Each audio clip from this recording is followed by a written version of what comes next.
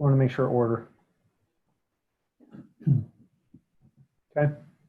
So right now, I guess we could say we could call the meeting to order. We do not have a few people yet. Still missing a couple.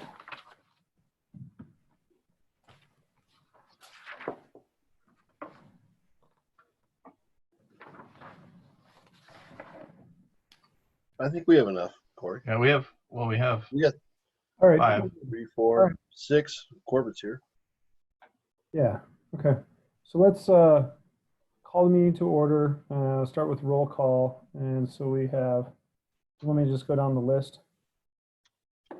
Corey Oxner, Ron Summer, Todd Bergeson, Dan, Neil, Susan, Corbett,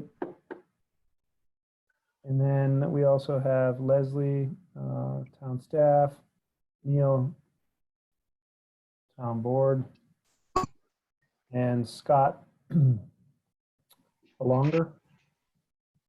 Sorry, I'm horrible with names. And then sorry, that's Scott Belanger. I was on mute there. Thanks. And I think that's everyone. So we're missing John and Sarah, right? And Corey, we also have Pros Consulting on to do the update, the overview of the Prost master plan. So perfect. Mike's on for that. Okay. We're missing Alan too, right? Alan, yep. So we're missing Alan, Sarah, and John.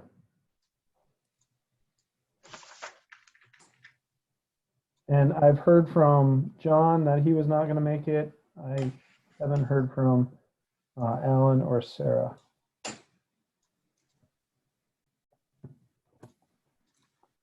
course. So with that though, let's just jump back to the agenda and double check.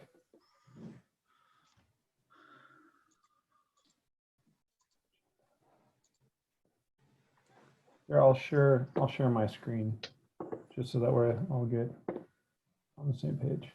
I can do that, right? That worked pretty well last week, I think. Or last month, I mean. Okay, so let's make sure we can see it all. Todd, are you ready to take over next month? Oh, absolutely. Loving it. I'm slipping on the end here. So we went through a roll call. Want to just go through the agenda real quick, make sure everyone's okay with what we have. Hopefully Sarah and Alan will call in along during the meeting. And I don't know if anyone has talked to Alan or has his number. I don't know if I have his phone number to text him. I know Sarah called in last time, so she might just be running behind. So we're rolling on into agenda approval. So this evening, we want to start out with the US 36 bikeway, and that is going to be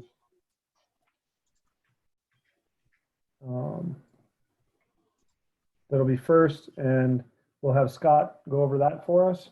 And then after that, with the Town Superior Pros Consulting, I guess the question would be is, do we want to, just for convenience of them, I didn't really think about it. Do we want to go through trail rankings and budget recommendation discussion first and then do the presentation?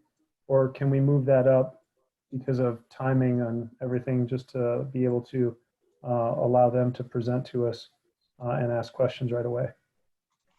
I would certainly move it up for me. Well, I know that just etiquette of what's posted versus timing of what we're talking about. So just point to be considered. So we're going to hit up 36 bikeway. Trail ranking should be extremely quick either way, and that will tie into the master plan. But I think the budget recommendations could definitely move after, just so that we can, bring that up a little bit forward and tie it with the trails. And then the only other thing I had on here today was a trail etiquette memo. I think that the last couple months we revised that, and I just wanted to touch base on where that goes, and then a few updates.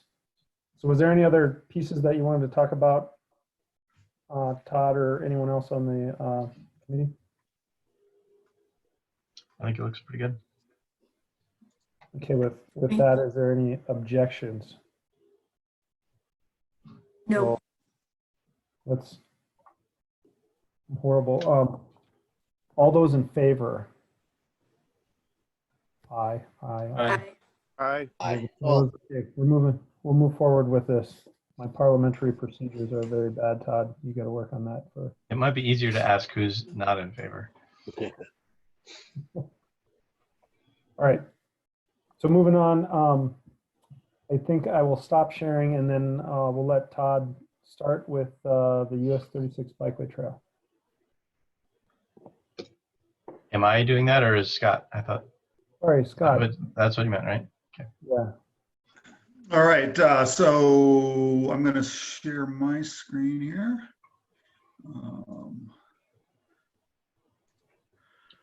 All right, does everyone see? Let me back up here. I noticed the image behind your head is right outside of the school. All right, yeah, that was one of our projects a few years back. So Where the goats are roaming right now. oh, right. Oh, yeah. I saw, actually, I was out there about 2 weeks ago and saw, well, maybe it was a week ago, saw that out there. So, yeah, it's great. It's a project that we're happy with how that turned out. Hope you are too. So, hello, everyone. Good evening. My name is Scott Belanger. I work for OTAC. We're engineering consultants right across US 36 in Louisville. We used to be actually based in Superior until about last year. We moved to a new office space. And I'm real happy to be here. This is a project that I've been interested in for a long time. I am a frequent user. I sneak over the border and use the Town of Superior trail system often. And I'm happy to see this moving forward. I've always wanted to have an improved route through Autry Park, and this is going to deliver that. So just for a background, if I assume people generally know about this project, the town got funding through CDOT to develop this project. We were just starting design right now. We were selected, I don't know, about a month ago, and just getting into it. What you're going to see tonight are, they're fairly crude drawings, but I think that for the sake of efficiency, I think we can talk through the project based on this and make decisions and then refine our approach, save some effort and some money by really focusing our effort on a selected alternative. We took what I'm going to show you tonight. We took to OSAC last week and got a recommendation from them, and I'll mention briefly what they had to say as well. So. And then the other part of this overview, so this is US 36 Bikeway Extension. It's in two parts. The general goal of this project is to create a parallel route to the US 36 Bikeway, which is on the north side of US 36 through Town of Superior. So we want to create a similar facility on the north side, or I'm sorry, on the south side. This is intended to be, both a recreation and transportation corridor for bikes, a 10-foot wide concrete bikeway, developed to a little bit lower standard than the US 36 bikeway. That's 12-foot wide and designed for a little bit higher speed and whatnot, but we are looking to have something in between, say, the way the existing Rock Creek trail is and the existing US 36 bikeway. So the project can be in two parts. There's what we're calling segment one. If you can see my screen, and can people see my pointer as well? Yes. So segment one begins at where the US 36 bikeway crosses from the south side to the north side of the highway at the bridge. And we'll parallel US 36 until we get, we'll go underneath the existing 88th Street Bridge and then outside of this project, it will, with the 88th Street widening project that's going on right now, that it will be built through here and then connect to the existing sidewalk. So in an interim situation here, we're going to be using the existing sidewalks through to the roundabout and then to the point where you have the existing switchbacks that come down to the Rock Creek Trail. What I'm going to talk with you about tonight is really segment 2, which crosses through Autry Park. And we're going to talk about a couple of alternatives and get your feedback on that. So the rest of segment 1 goes through areas that you're probably aware of are under development right now with the town center and then the Lanterns or Rock Creek Ranch to the west of 88th Street. So just real quick though, with Sure. segment 1.2, that's already been coordinated with the roadway and access and all that good Right. Well, that's being coordinated with the development. So that there's going to be likely to be Promenade Drive, I think. Yeah, Promenade Drive that will go through here. It will be between Promenade and the highway, likely just into CDOT right away. You can see the fire access lane that becomes Promenade over there is already constructed. And so I was Right. Yep. We'll be on the other side of 88th and then go underneath the existing bridge and come Yeah. out. Yeah. It's the coordination of the orange segment with the roadway. And Oh, right. Yeah. Yeah. So this is really being led by Public Works. So we're working very closely with both of the Alexes on that. So going back, I'll just try and be brief here. Let me go to the next. So just to kind of remind you of what the area we're going through, there's a lot of uses going on in Autry Park now. You have your existing Rock Creek Trail alignment that's paved through the west part, and then Crusher Fines through the east part. You've got pickleball courts that will be going in very soon. The skate park, bike park, all that. And then these orange arrows are the existing disc golf route. So that's the disc golf course. So that's kind of what we're working with. So we're definitely trying to be aware and considerate of what's already going on out there.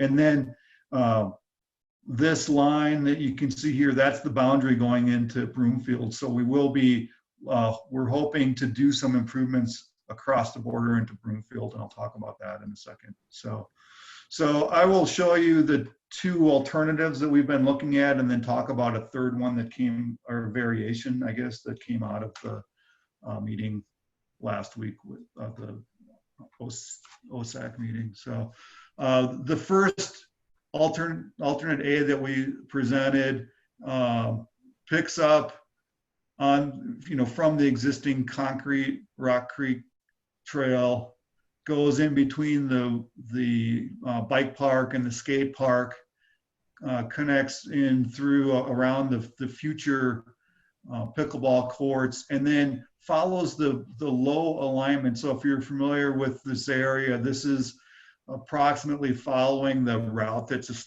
been established with the disc golf. So this is an unimproved, I don't know if it was intended or if it's a social trail that's developed, but this follows the current disc golf course. And then would connect in, we would look to, if you're familiar with the Rock Creek Trail alignment now, it's kind of, it's not a very direct route. There's quite a bit of climbing up and down through here, and then following this indirect route once you get over into Broomfield. So this, we would seek to cut off this one switchback in here and establish a more direct route that way. So it's one of the benefits of this alignment is you're staying low. It's fairly direct. This would likely require some adjustments to the disc golf course. What we heard from from members of OSAC that use the course. They generally saw it as a benefit to make some changes to it and move the course up the hill further. So what we heard and what's certainly a legitimate concern is having user conflict going in between the skate park and the bike park and just the amount of activity going on in this area. So this takes you through that. There is a benefit in that it provides a paved, connectivity to those spots, but there's also expected to be a lot of use there, and that's a concern. So moving on to alternate B, this would basically use the existing Rock Creek alignment through here. Once we get to this point, going back to design parameters, one of our goals here is to minimize grades, keep grades to 5% or less, and this existing Rock Creek trail alignment gets pretty steep in through here. There's actually a total of 17 feet of climbing up and down going through there. So what we would do is at this point leave the existing alignment and follow the contours, stay at the toe of the slope, and then connect in here. So there is, like I said, you could say that it's a benefit that we're using this Rock Creek Trail alignment, but others also, others with OSAC saw that as actually a lot. We're losing the existing Crusher Finds trail. There was concern about that there, and this would not improve this existing unimproved route down here, but it does stay clear of disc golf. Another thing that, it's not determined if this would become part of the project, but there is a desire to have a concrete path connecting in to providing connectivity from the parking lot to the skate park and the bike park. And so we would, whether it's part of this project or a separate project, we would have to then take on this, pave this. This is all Crusher Finds now. So this would not, our alignment would not also serve as that concrete connection. So again, with the concern that, going back to the feedback we got out of OSAC, there was a real preference to be in the lower alignment closer to the creek, but a real concern about that it went through here. So in the meeting, we came up with a hybrid of the two, which would follow the Rock Creek Trail alignment through to here and then traverse down and then follow that lower alignment. So this, although we've got some improvements we'd probably want to try to take on here with the geometry of this sharp turn. One thing I forgot to mention is we are trying to leave this area available for future expansion of the bike track here, but there's probably some compromise of taking out a little part of this corner to improve the geometry of that, but still avoiding this area and then getting down to the low alignment here.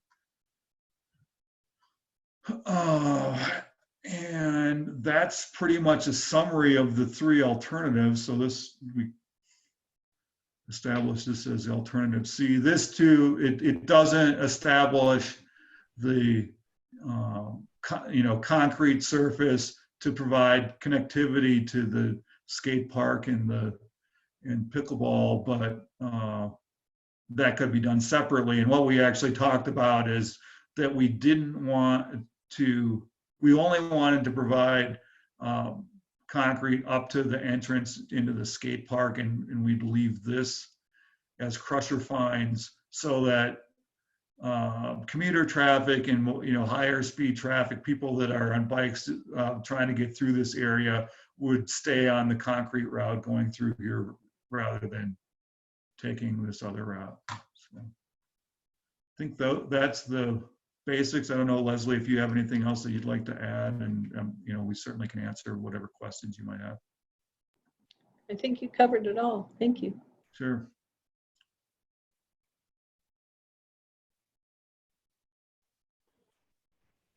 So is there any questions from the group? Open it up and allow others. I think my biggest question is the white line, does it for sure get done in this third alignment? Or is that still a question mark? I would say that's still a question mark. I think that comes down to funding. I don't see a reason why it couldn't be done, but the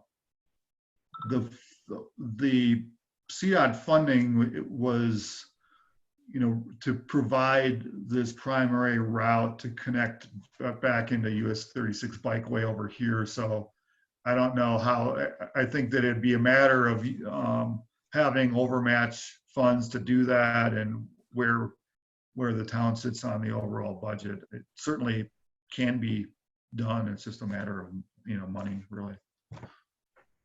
Do you have any idea how much in this third scenario the white line costs? Just ballpark? Let me, let's see. Yeah, I haven't run numbers on that, but I'm just going to say that it's about $125 a linear foot, and there's must be about 500 feet or something. And maybe that's overestimate of length. Let me just.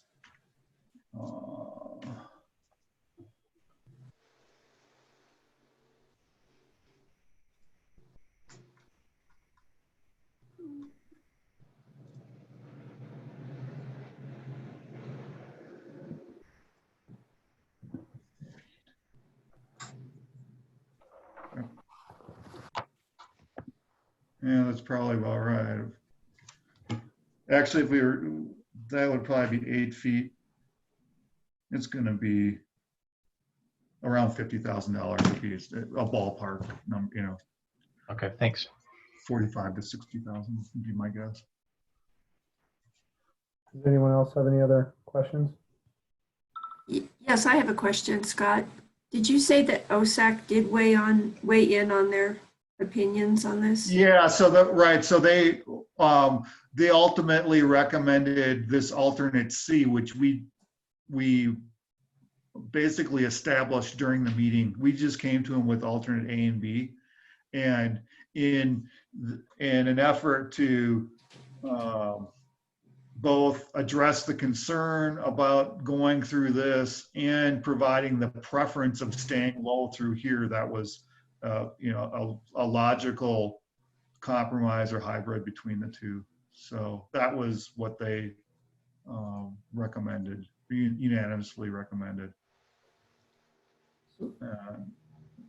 As I mentioned, there was discussion about the disc golf course, and the consensus on that was that it would be an opportunity to improve the course. So another thing to consider here that I didn't talk about in a lot of detail is the benefit of this alternate C, or really A, is that you're leaving this existing Rock Creek Trail, Crusher Fines trail alignment is in good shape as it is.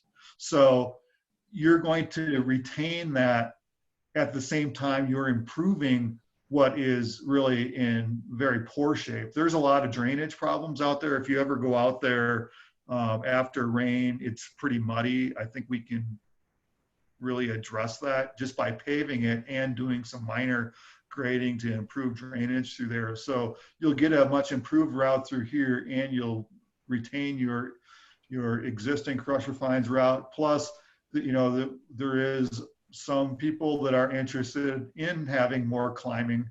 So you get that with this route. You have options. I think you have two good options with this, where you can take the Crusher Fines and have a little bit more climbing, or take the more efficient, flatter route that's paved.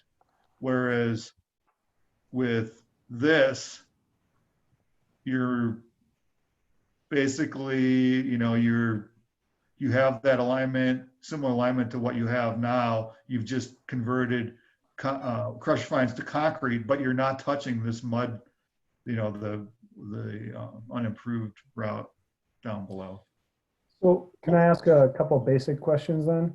So Sure. this is going to be an 8-foot, 10-foot concrete walkway, nothing on the sides, just straight to grass or native grass. And right, it's just following contours. Yeah, right. There has been some talk about, it might be nice to also have a 3-foot crusher fines trail. We haven't made any determination on that yet. I mean, that too, there's nothing that would be easily added to either alignment. It's really just a matter of a minor increase in the overall footprint and And money. that plays into the basic of what the trail is to whether or not it replaces a portion of the other trail. Mhm. But it also, if you're providing a crusher and concrete, now you're leaving an existing crusher with a new crusher and concrete on the new trail. So it provides lots of opportunities. Just that's the basics of, is it 10 foot or is it 10 foot with a crusher? Right. So there's a big difference there. So anyway, anyone else have any other questions? I have a bunch more. I just Yeah. have a, Go ahead. go ahead, Corbett. I have a few comments, not really questions, but comments, or at least one question maybe. Can you go to the option 3 that you showed? Let's see here. Okay, so the one thing that that does concern, I do like option 3. I really like option 3 because I run and bike that area almost every day, and there is a ton of people over by the skate park that you would have a lot of interference with. So you really want to segregate that out. The only concern I would have of overlapping with the existing disc golf is if you ride up the 36 bikeway over towards the Vail Resorts, there's another disc golf kind of by that area, and sometimes loose disc will come at the cyclist. And I noticed that also when we did disc golf in Purple Park, that when you start doing it along the same way the bikes are going, you risk that somebody comes around a corner and a disc is flying at them. So that'd be one concern that I would have though about merging those two. I do like that more than anything, in all honesty. Well, right. So part of this option would be to move these 4 holes up the hill. Okay, so you could And segregate. Yeah. Like I was saying, what we heard from people that throw discs is they don't like these 4 holes anyways because it's flat and wide open, and they see it as being a big opportunity to move it up the hill and have some more terrain to traverse. It does then increase the likelihood of interfacing with users of the crusher fines, but I think that that's probably a better situation having discs in with the crusher fines than with what we're now going to be calling an extension of the US-36 bikeway. But I think with that comment, you're also coming to the discussion we've had in the past about that this park is a lot more than just this trail and that golf course, the disc course, because there's discussion about improving the disc course. And if you're moving those 4 holes, now you're also creating another crusher fine trail to actually play those holes. Well, that would be, I mean, one possible solution to that would be that we just work the holes around the crusher fines route.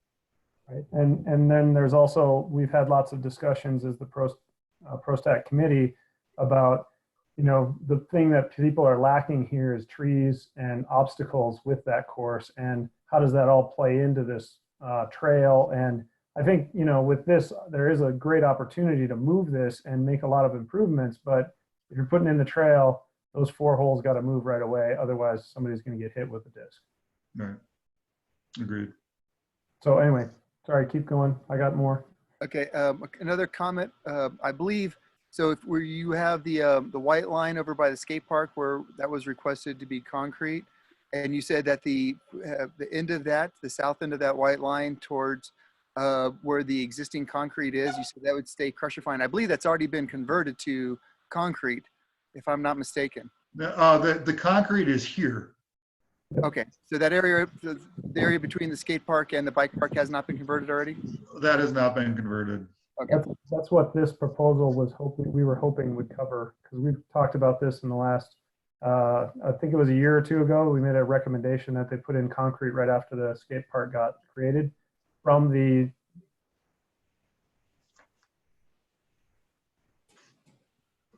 Did we lose Corey? Looks like it. You lose it. But yeah, he's from the parking lot bridge over to the skate park is where we had hoped to get the connectivity on concrete. Yeah. I had one question. Go ahead. Go ahead. I had one question I wanted to ask about. So I like the alternate C idea. And one thing I noticed is that if you're thinking about like where someone might have been using crusher fine today, and getting from point A to point B, this doesn't really take any part away except for that last little curve there. And I'm wondering if there's any option to slide the trail over and leave at least a foot or two of crusher fine on, so it'd be on the west side, on the southwest side. And then if you did that, you could essentially make that little rounded connection on crusher fine if you wanted to. Oh, right. Yeah, it would, whichever route that we land on here, there's going to be a lot of looking at what is going on here with improving this radius, making it very clear that this is the primary route. And yeah, I think that this would be a great candidate for having crusher fine, a shoulder, crusher fine shoulder in through that part. Okay. And for part of that, there already is concrete and crusher fine up to where it dumps off at the skate park, right? So you're talking Right. Well, yeah, let me, yeah, so the way it is right now is, you can see here is, there's about a 4-foot concrete route there, and then this is all crusher fines beyond.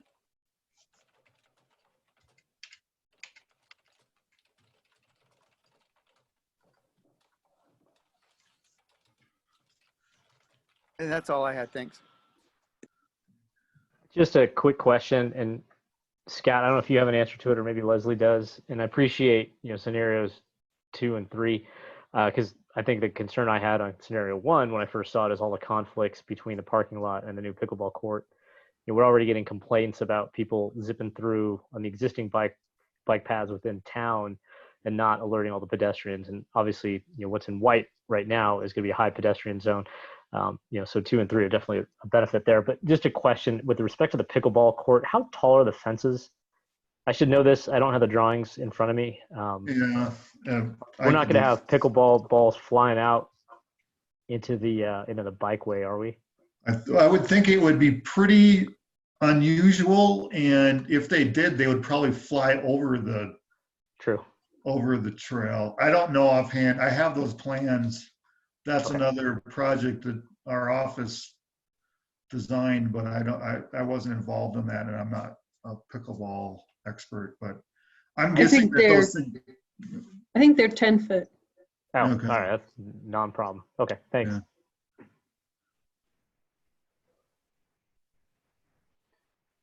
Did we lose Corey and all of his questions? No, I'm just waiting. I was Oh, patient. okay. Yeah, are these this is Ron? Are these this is it? These are the 3 options we got? Yes. If you have other thoughts, I'm curious to. Can you hear me? No, I was just curious because I know that, we got a lot of conflicts going on here between skate parks and pickleball and golf, and Right. once again, it's not not your fault. You did a great job. I appreciate the info. I'm just curious to know. Yeah. We're coming down 88th. We're We're trying Well, to okay, save, so we're trying to save money, so I understand. yeah, that. right. Well, I can tell you, we were involved, if I can get out of here, before this project came about, we had previously looked at Yep. trying to get through here. And there are just so many, we came up with an estimate of, I would think, around $6 million to get through here, because there's so many bridges and so much retaining wall and changes of grade and wetlands, and trying to get past this area and here. There's just, that's, if you're familiar with this area, there's a big culvert that comes through. You have a huge wall, and then this giant slope through here.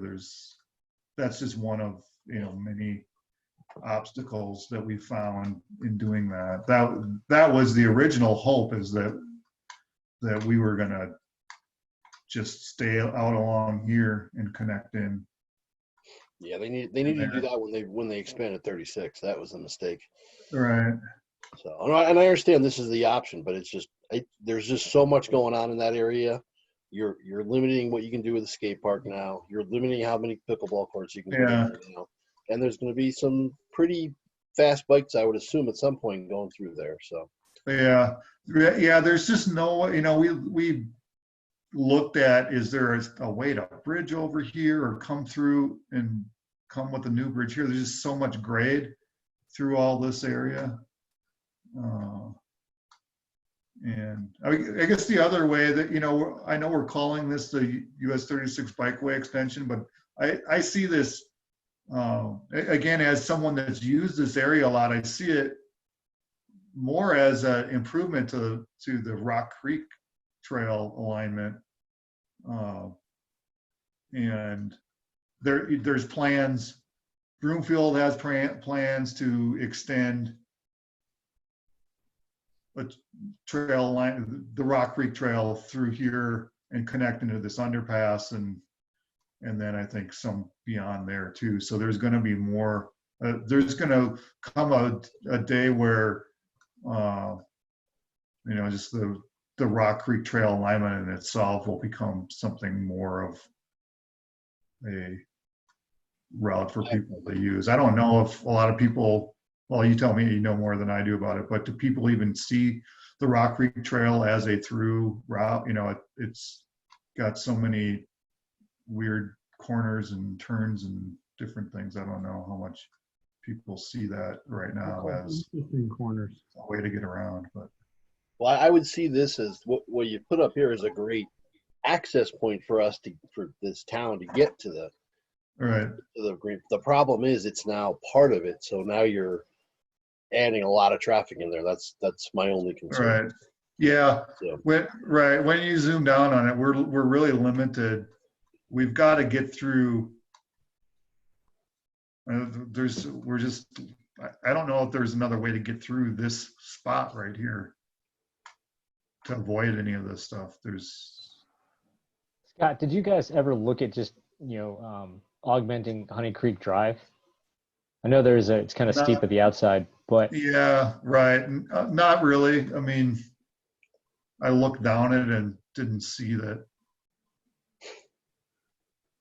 It's quite a drop off. It's not an especially wide road the way it is, so it's not like we can put it on a road diet and get through here somehow. You've got drainage structures and whatnot through there. so I think Ron's point is valid, because jamming this thing into a relatively small space is going to limit what we can do in the future. I not to throw a wrench into this, but I still think we're skipping Zaharias because it's potentially going to be built up. But that's your solution. You're not running along the highway. You're running in the Zaharias property, which unfortunately we don't own. But that would seem to me to be like a much better solution. Yeah, it's just you can't get beyond that. I mean, you can, and they will. The development plans have something going along. I think that it goes out and comes back. Right. It's just that getting through here is the problem. But I would challenge whether or not that's the critical link, because I think that the link is from Superior residents getting to the 36 Bikeway and going to the south or to the north from here through this passage. So, I mean, you can see the large amount of homes to the west, and that's the connection. And I know that in the last few years, we have had improve this trail from crusher fine to concrete, and part of it was all because the bike path got put in, and a lot of people use it for commuting. Right.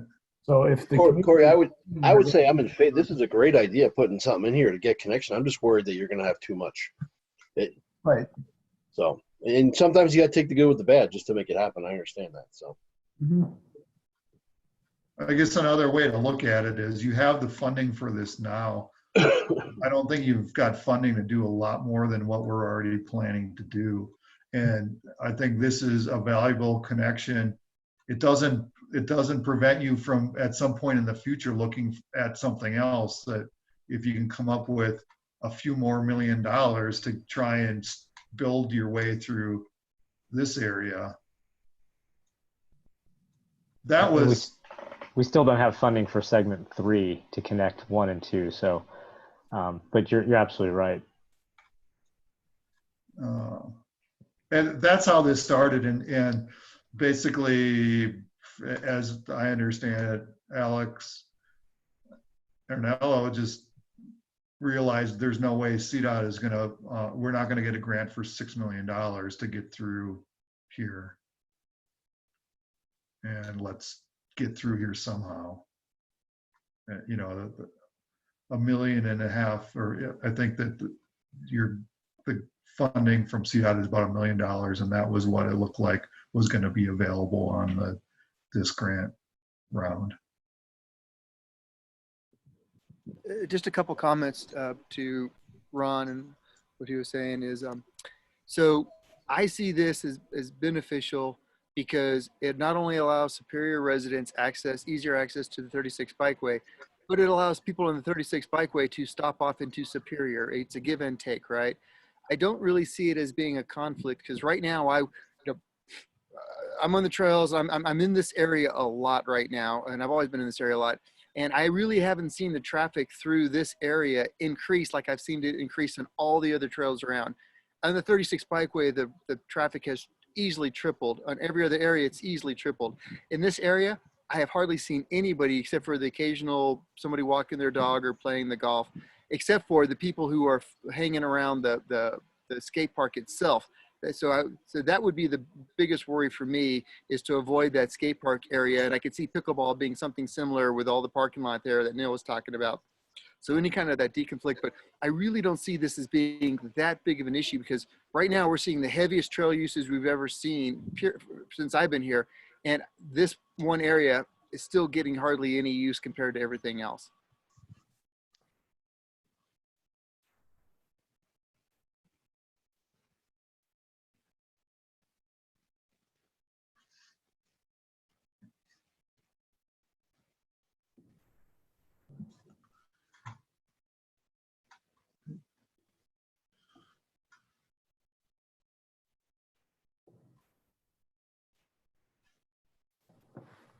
You still with us, Corey? I'm still here. I'm just was waiting to see if there was any more comments because I guess, you know, from my standpoint, I think it's an important connection that we actually move forward, and it's just a matter of the alignment. I'm a little concerned about A or C and the fact that we have to rework the disc golf course to make it work. And, you know, so that's just an extra expenditure, but I mean, I think it's one thing that we've had on our list as an amenity upgrade for a long time, and I think it'd be a great addition. But I think that the white path is also critical for pickleball and for the skate park to be able to have that additional connection, and maintaining those would be key to any of these options for me. Because I know that I've heard from the community a bunch about just getting to the skate park. And I know that the path on the south has helped, but still that connection from the north is important. Neil, what do you think reality would be on funding for the white portion, this $50,000? It's possible, because what we have going for us is the folks putting in the pickleball court is Goodland, and they're also putting in 88th Street. There's definitely, that little piece that Scott kind of unhid earlier, where the south side was connected to that part. Staff was able to figure out how to do that in the budget last year when they're paving the Opry Park parking lot. So I mean, it's, PROSTAC's been pretty open about wanting the other part paved. So I think it's really important that we get it done. I can't promise it, but I mean, I think it's definitely something we can, as we talk about 2021 budget, let's make sure it's in there. And if staff can figure out a way to get it done this year, all the better. Okay. Well, is there a priority if it comes to putting in a new trail to support moving the disc golf and putting in the concrete white line? I mean, if we had to choose, was there a priority? Well, if you had to choose, you'd end up on option 1. Because option 1 gets that interconnectivity, it just loses the right-hand yellow line and goes around the other side. What I'm asking is that, so if everybody's in favor of option 3, I'm just putting a what if out there. If people are in favor of option 3, we don't have to relocate the disc golf and the crusher fine right away, right? If that meant that we couldn't put that other sidewalk in, could we delay that part? Just I think that an easy solution for the disc golf is you could just move the baskets and leave so if you kind of zoom in here, you can imagine just pulling this basket and putting it out in here is going to greatly reduce the likelihood of a cyclist getting hit by a disc. What's the cost of moving that? I just can't do. In a $1.4 million project, you're talking about probably a couple $1,000 to move 4 baskets to get most of the way there. It doesn't probably not going to provide the level of improvement that the golfers might be hoping for, but it gets you through until you have a more comprehensive adjustment to the disc golf.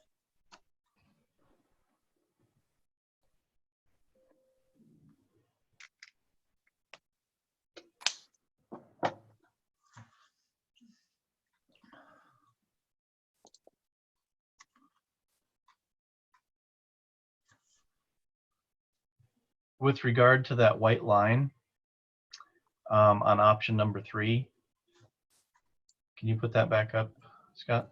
Yep.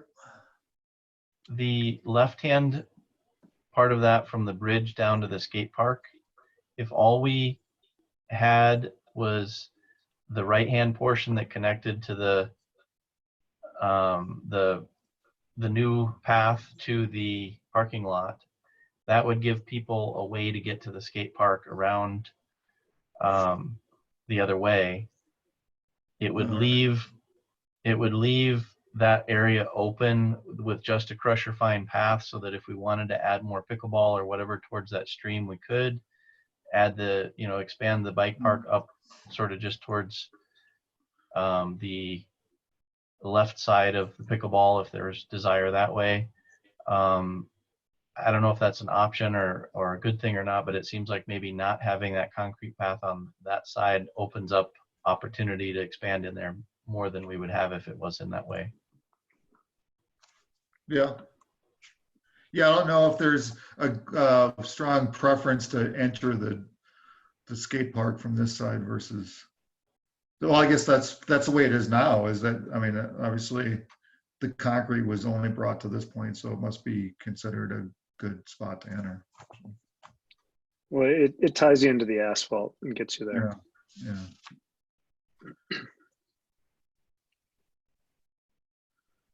To me, that's your most cost-effective solution, is what Todd just stated. because you're only adding a small portion of white, but you're still getting connection to pickleball and to the concrete trail that still gets you around to the skate park. Right. The And only is, and yeah. The downside to that is you're encouraging this traffic to all go onto the main route. And not just that, but I don't think that that's the preferred entrance, obviously, because in order to get to the area where you're waiting for your turn, which is on the other side of that, you actually have to go through the people who are using the pump track in that whole area. You're basically interfering with them to get to the other area, where when you come in from the northwest side, you can come in and you can stage and not interfere with anybody. Yeah, I would agree, Corbett, that that's a better plan. I'm just trying to add up dollars in my head and see what reality is of getting this in quickly. Yeah.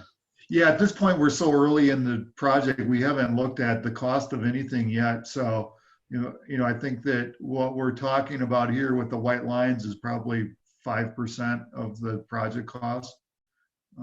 There's a lot to deal with in segment 1. So it's hard to say. We may be able to comfortably afford all of the white lines. It's just too early to know, but I don't think that the cost of that would should necessarily drive the decision.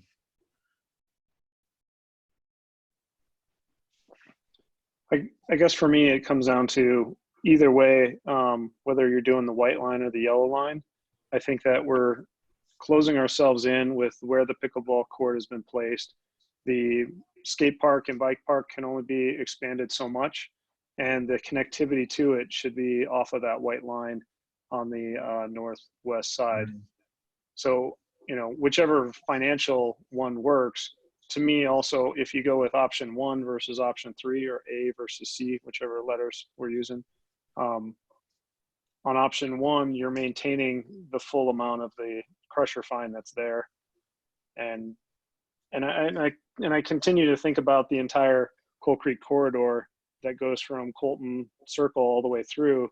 There's lots of little pull-offs and transitions and a lot more interface through Community Park than there is here. And this would just be going by the pickleball and dropping off into the parking area and continuing through the skate park, bike park. Yeah, there's more traffic over there, but still there's that connectivity through. So, there'll be people using it and people stopping there, and it's more of a cost-effective option with this right here, just because you are redoing less. So from a financial standpoint, if that's what's making the determination, you'd go with this one. But if it's from a functional, where you want to move people and don't want to move people, you're still potentially providing concrete. So you're just changing the colors on the lines here, but you're essentially providing this same option in C. And you're adding twice as much concrete, or $50,000 worth more, whatever that percentage is. So from an efficiency standpoint, this is your option. Just my opinion. So Corbett, when you made your comment about congestion by the bike park, sounds like you've spent a lot of time down there and seen it. What, you're going on here, you get off this 9-foot wide concrete and you get into the bike park.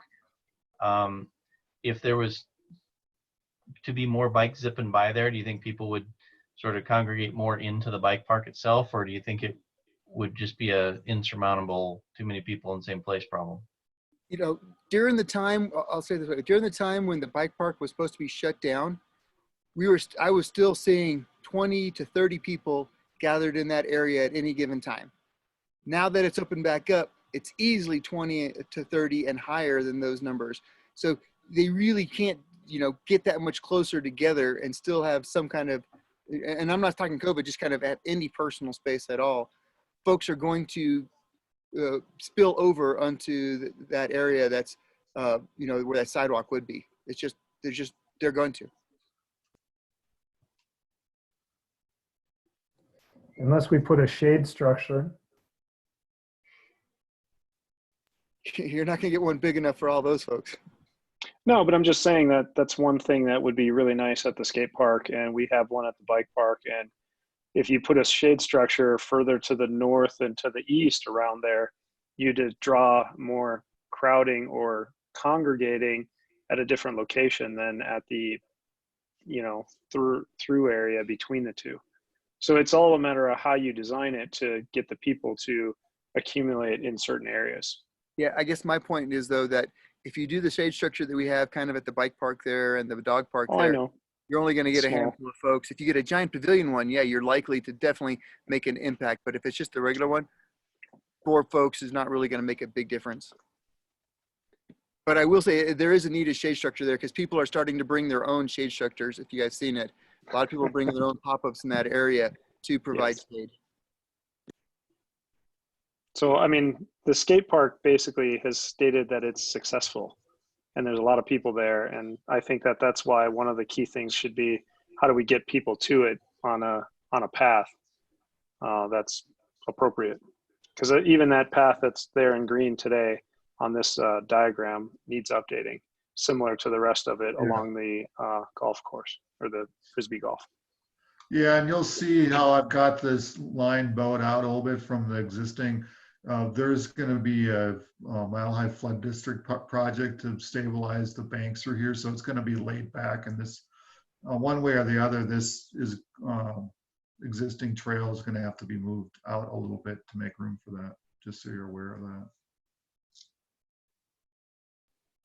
Quick question, with option A, do you envision people taking the road down to the bridge and crossing over and skipping the park by the skate park? Bikers, did you guys take that option?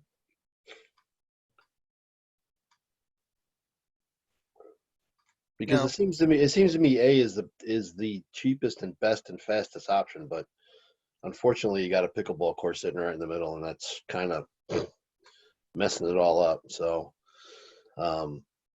as far as, you know, congestion over by the bridge area, kind of the connection to the bridge. So that's why that'd be just curious to know if, you know, as people get to know this, they're gonna like, well, why do that switch back when I can just go right down the road and cross the bridge? So and avoid the skate park. So I'm coming from like the north end of town, and that's exactly how I bike this trail. Ron, is exactly how you said. Is like I come down Honeywell and cross the bridge.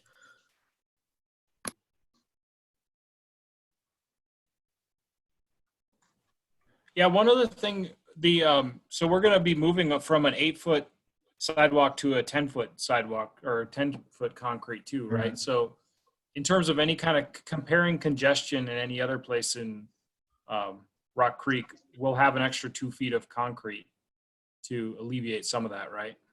Correct. And maybe we just stripe it, you know, pedestrian versus biker. Mm-hmm. Yeah, that's 10 feet isn't really enough for that. You really need probably 15 feet for. It's got to ride slower. You can make it really narrow. Just need a dash line. Yeah. Yeah, we are talking about center line striping through a lot of this, especially down in the area coming in through here, because we don't want to widen this. There's too many trees and just too much going on. Plus, it's already this is. The shrubs down there make it Right, about 4 and, feet. yeah, Broomfield was not really interested in doing that, so we'll be striping a center line through here. And then just for your information, they're also realigning the US 36 bikeway through here, so it's gonna sometime in the next year that'll be going to construction, and it's going to take off from here and stay closer to the highway through to the next underpass to the east. Less sharp corners. Yes. That's what I heard. More Yeah. highway-like. Right. But yeah, just bringing it up to the standard of the rest of the US 36 bikeway. Because that was all in place well before the bikeway came. So they just repurposed that existing alignment when the bikeway initially came through. Okay. So is there any additional comments? I know, we're cruising right along here. So just any other thoughts and major considerations? And I guess we should put forth a motion on what the committee feels is the best solution, or at least comments that should be taken into consideration for further research or development or further design. What's the timeline on this? I mean, why do we need to? Is this a decision that has to come tonight from us, or where are we at on this? Well, the overall time frame of this is to go to construction. Let's see, I think it was like May of next year. We would like to get going on. So what's going to happen after we get a preferred alignment is we'll do a topographic survey, actual ground survey of everything. Move forward with environmental. With CDOT funding, there's various environmental reports and clearances that we have to go through, and the CDOT design process is a long one, so we would like to get to a preferred alignment sometime in the next. What we had planned is to start ground surveys in August, and then work on our first submittal to CDOT in September. Okay, so that answers the question. Okay, we need to come up with a decision tonight. All right. Yeah, I think that, yeah, that would be best. If there was something that you really felt strongly that should be looked at, we could potentially do that. When's your next meeting? Monthly. Monthly, yeah. Third Wednesday. So that could be a strain, but I want to find the best solution here too. So, Well, and that's where I know that you have recommendations from other committees, and I know that we're talking about various pieces that are the same, but there's other considerations that we're throwing out here. So I think it's more of a, what are our considerations and what's the best that we can provide, whether that's option A, B, C, or whether that's, a variation of that. I know you came up with the option C from other discussions, but from a budget standpoint, if that's a consideration that we're getting too out of line, I think, the white piece is important, and it almost makes the same as option A. So that's my one main consideration there. No, I think that would be, I guess, in my opinion, at least, you could have a motion that would include the importance of adding that. And like I said, this is a much bigger project than what we're looking at here, and there will be plenty of other decisions to be made along the way that will have, probably greater financial impact than that. And that's just something that can be considered throughout. And we may, if we prioritize that, adding that, there's going to be other places where we can probably make different decisions to change that. And I think it's important to understand as the PROSTAC committee that, we've talked about this area and other improvements in here. And so this is like the groundwork of a start for that opportunity.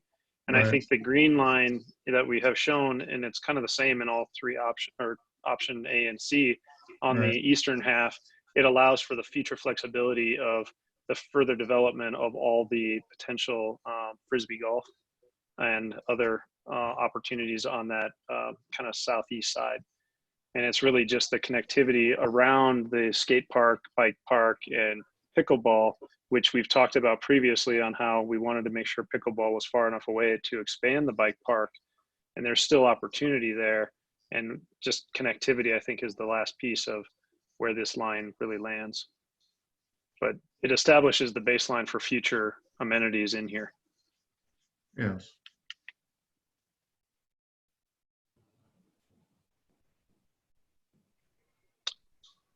Well, I mean, quickly, the way I see it is if you're going to go with the yellow option here, you've got to get the white part done. Otherwise, we just go with option A. That would be I think the red option B is out. I like the concept of we're kind of forcing the issue with disc golf, either make it better or get rid of it. And I think this is a very viable option to make it better. And then again, we've got to come up with that area around the pickleball court that makes it the best and safest scenario. And yeah, I think that red line's no good. The green, it's either, from my seat, it's either going to be the first one or the hybrid one. Yeah. My problem with the hybrid one is it just concerns me being that side of the skate park. You're putting in more pavement, getting, you're changing stuff down there from pavement to pavement, I should say. And so, and then you're going to build the white. You have to build the white too. So, I don't know. That's just my opinion.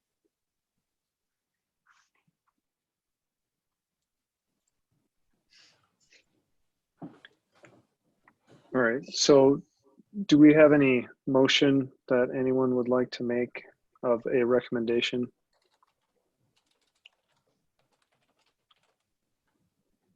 Anyone? Because I know where Ron and I stand. I'm just not sure. I'm having a hard time with the yellow and the white, feeling like that's boxing things in more than we want to and getting rid of Crusher Fine Path that's there. So I think I'm leaning towards the green line, though I, see issues with the bike park there as well. Yeah, I mean, I would be against the yellow, and I would probably only vote for the green. But that's, I know. Could we be clear though, the green, is that actually paved going in between the skate park and the bike park? Yes, everything green there would be Yeah. 10-foot wide concrete. I'm really not in favor of that, of anything that goes right through there, encourages traffic through there for the reasons that Corbett indicated. I just think there's going to be too much opportunity for pedestrian, bike accidents, conflict. I would challenge that though and say that you have that condition throughout Community Park in various areas. And so, yeah. Well, we probably don't have 20 people next to the trail in Community Park normally, right? Congregated in a small area and many of them young people. Like maybe around the ball diamonds or something, but not really along a trail. I go down there every night and there is at least 30 people on the field and there's a lot of people standing on the side of that trail, and you try and get through the trail and gotta work around sometimes. So anyway, I just, whichever you guys think is best, but I just think that from my standpoint, option C is the most expensive and it provides the most concrete and it boxes everything in. And C3, or option 1, the green line, provides all the connectivity that you're requesting for the value that we're getting. And there may be congregation, but that's also where I think that there's other opportunities and other needs within that skate park to provide some shade structures. And if you provide those properly in the right locations, that you're encouraging congregation other locations and not on the trail. So if we had a, Go ahead, Dan. I was just gonna say, so if we had a motion that said option C, unless we can fund, or option A, unless we're able to fund the additional concrete connections from option C, would everyone be happy with that? Another way of looking at that could be we could potentially redirect that money at shade structures and things to pull people intentionally away from that sidewalk rather than build more concrete. Mm-hmm. One other option that just popped in my head: do we not want to build that white? Do we want to maybe leave it, go with the option 3, and stay away from putting anything from the bridge to the paved? I mean, I was just looking at it going, we're talking about boxing in, right? So if you just keep it the way it is right now, don't put any pavement there, that forces the bikes from the trail onto the yellow line. I don't know. Again, that I can see the advantage to that. It seems like we would at least need a concrete way of getting to the bike path from the parking lot. So I think that sort of northeast white line would be necessary at a minimum. I agree with that. Yeah, because you're gonna need it for pickleball anyway. Like my 2 cents is I know we're all worried about the congregation, but there are 2 access points for the bicycles, which is if we go with the green option, which is to go also across the bridge. So is to bomb down Honey Creek and then go across the bridge and then hit the concrete, as opposed to like connecting through it with all the concrete paths. So Sarah, are you saying we might have less traffic going by the bike park because people will choose to go across the bridge? Correct, because Or- that's how I go. But I'm not everyone, but I don't live on the south side of town. I live on the north side of town, so But if you're connecting to the connection 1 or option, the northern connection up here, that's where you're headed, right? So you're trying to get back up to the road there, and that's a shorter route. yeah, I don't know. Because you're trying to get up to 88th to the other connection back to the trail. It's one of the connections we're trying to maintain. Right. Got I it. think that doing the bridge could be an option. The only thing is that I really haven't taken that route and haven't seen it, but I would always worry about having bikes go through parking lots and bikes go through a bottleneck of a bridge. If it's not bottlenecked, then it may be all right. But, again, just trying to keep bikes away from cars and standing people is where my real concern is. The one thing that we haven't addressed here is that we're talking about concrete through all this area, but the whole parking lot all of this area on this side is all crusher fines also. So do we need to also think about more concrete on? I think it's like a 20-foot stretch. Yeah. Back to the parking that was just installed, the new parking. Maybe 30, I don't know. Is there concrete that has been installed out here that's not shown in this area? I thought I looked at my photos. I don't remember that there was concrete out here, and I didn't think I could see. I don't believe so. The parking, when they did the parking lot, I don't think any of that got paved. Yeah. Nope. I think it's just the parking got paved. So there's still crusher fine in that circle Yeah. right there. This is all crusher fines. Yeah, but the parking lot all is redone and twice as big now. Oh, okay. All right.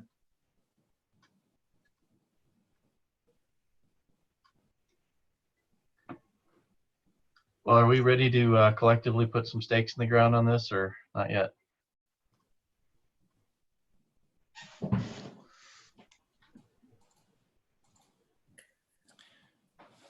I don't have a strong enough opinion on either of the two. I could be persuaded on A or C. So I'm not ready to put a stake in the ground, but I'm ready to jump on whoever decides to put a stake in the. Should we maybe take a straw poll of the 3 options and see if we can narrow it down and see how far apart we are? Let's do an easy one. Who votes for B? No one. Cross it off. Yeah, B's not an option.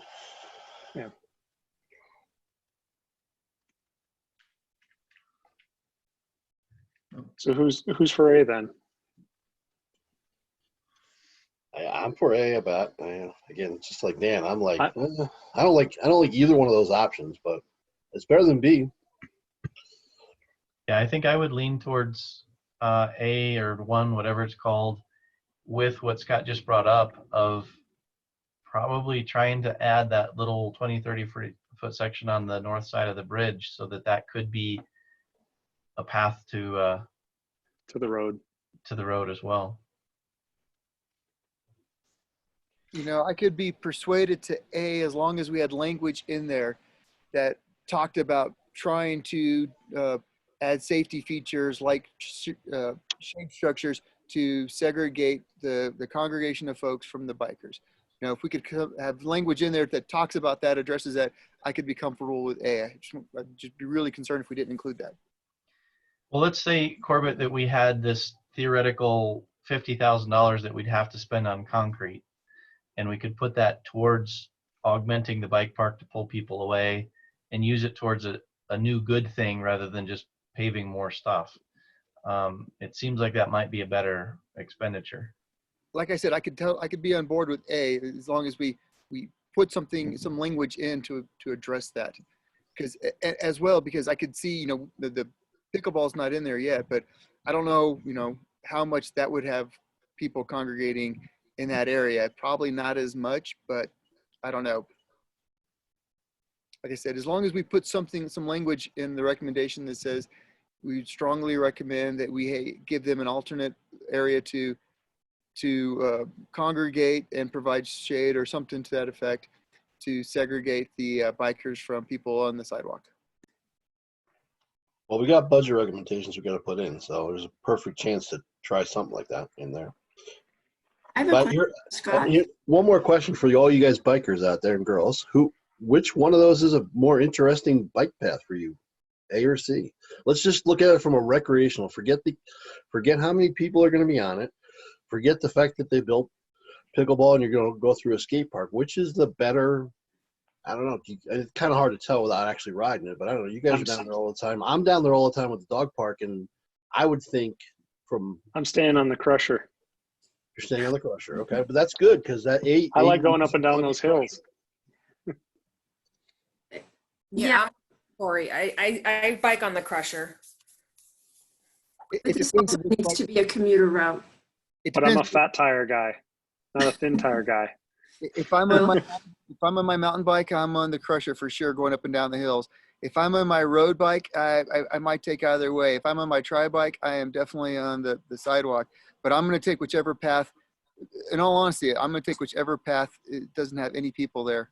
There's too many interactions I've had, especially, I'll tell you, the one that scares me the most lately is, we're not even talking about it, but it does prove my point, where the 36 Bikeway Connect goes underneath the road over towards in Broomfield, where it goes underneath by the mall and connects up. Mm-hmm. 3 instances in the last 2 weeks, I've had families just standing around on the sidewalk there, and it's a blind corner. You come around the corner and they're just. And you were speeding.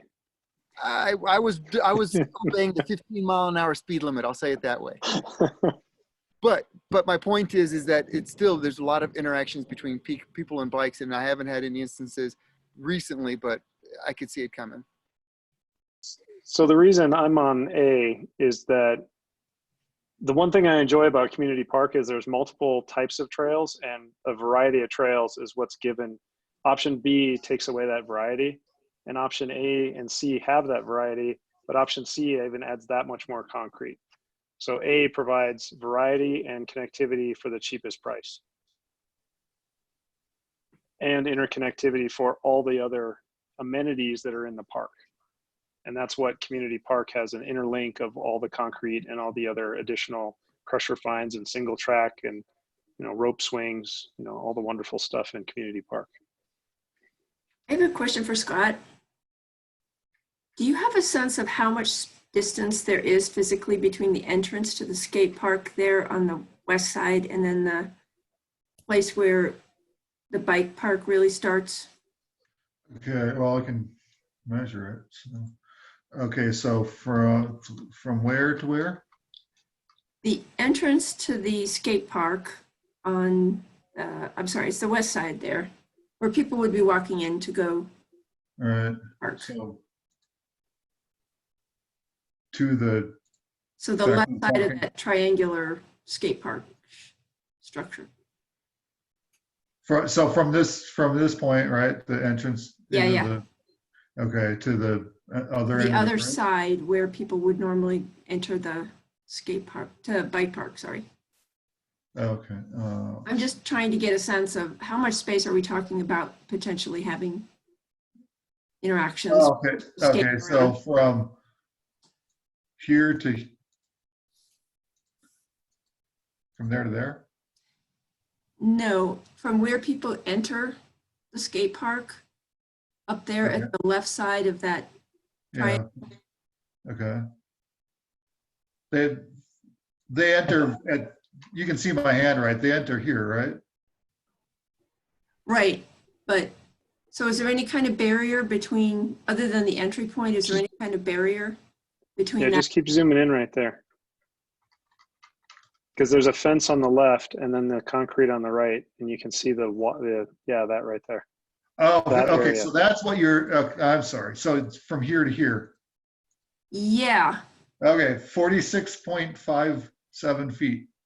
Okay, well, that's pretty good, but I'm thinking like the left side of the triangle represented by the skate park, is that a physical space where people could sort of just mill around and spill onto the trail? In here. I don't remember the exact layout of all the slopes and everything within the skate park. What if that yellow line where it bends and goes close to the skate park, is there a way to make it a little bit further away, kind of push that Here? a little bit over where you're go down? Oh, that on that corner right where the little concrete dog leg is out of the skate park. Oh, right here. If that was pushed away from it, could you maintain some additional space around the skate park if you just push the line over? Yeah, more? that's what I was talking about. You can see this shadow here. That's a undercut bank. This bank is all going to be laid back, and this alignment here is going to have to move actually closer to their Mile High Flood District has done a design to stabilize this bank, and I think that's going to construction sometime later this year. I'm not sure if maybe I would think that has come before you guys. I would think. I don't know all the details of it. I just know that we can't go toward. We're gonna have to go further away from the creek in this spot, not towards it. So is it going to potentially push that closer to the skate park than where you've indicated in the yellow line? This is really I mean, this is very rough. I looked at those plans and kind of just eyeballed it, that I think that it looked like it needed to be shifted about 25 feet or so in through this kind of area here, so.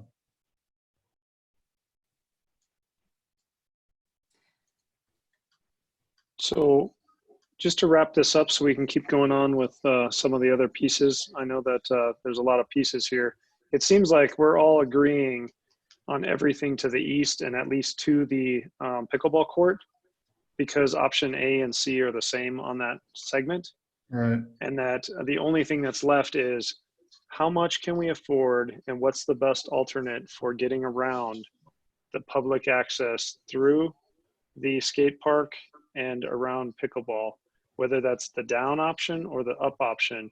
I mean, I think that we can all agree that, as a committee, we are for the east half, and the west half we're for the concrete, the connectivity, but are concerned about the width and access to the bike park and the skate park and the price, and which we don't have full control over. And I think there's additional analysis, because option C is giving us the most concrete and the most cost, but you're having the same discussion getting that leg around. The only thing you're doing is you're taking out about 50 feet or whatever that distance is from the existing concrete trail to the entry point of the skate park on option C.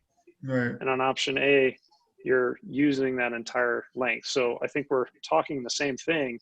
And as a biker or anyone using it, the white's going to look the exact same as the yellow when you're done. No one's going to notice that there's two different trails. So you're going to hop on there, and some areas in Boulder, if you do the one-way option, the white's going to be a right hand one way to the west, and the blue or the yellow is going to be a right hand one way to the east. And people just circle based on which direction they're going. So if we're providing the white in option C, we're providing that opportunity for people to be right into the skate park and bike park anyway. So as a committee, I would like to put forth a motion that says we would like to move forward with option A, with the potential to make sure that there is an adequate distance on the bike park and skate park for the trail. If you find that there is not adequate distance, that's when we potentially go with option C, but I would highly recommend we look at just both on that far west side. One addition to that, Corey, is if that's going to happen, I think it may, and I don't know if it needs to be part of this or just a city project, but I do think adding the concrete to the parking lot from the other side of the bridge would be a big win for people. Yes. I agree.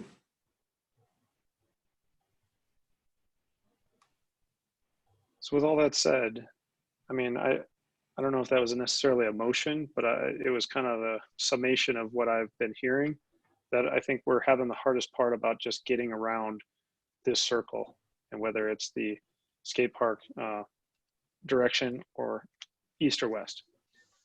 So Scott, how long would it take you to, I'm assuming you're gonna have to do this anyway, but look at the plans for that mitigation along the creek there and redoing that, and how far you would have to set back and what that really looks like next to the skate park? Right, Is there yeah. a way we could get that information from you sometime not too distant future? Yeah, I can, yeah, I certainly can get some more information on how far it's gonna need to be, and we could do a little layout of this spot here and see how that looks.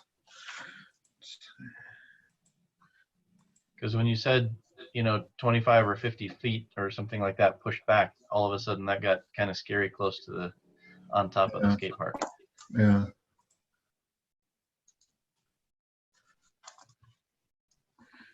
One thing I would like to potentially add to that, and I don't disagree with what Corey said, is something to the effect of consideration should be considered to look at mitigation actions for further segregation of pedestrians around the skate park and the bike road. All you have to do is put a little fence or a little nice brick wall, stone wall on the one side, and people sit on the inside of it next to the skate park, which will allow free-flowing traffic in the circulation. That'll work. Yeah.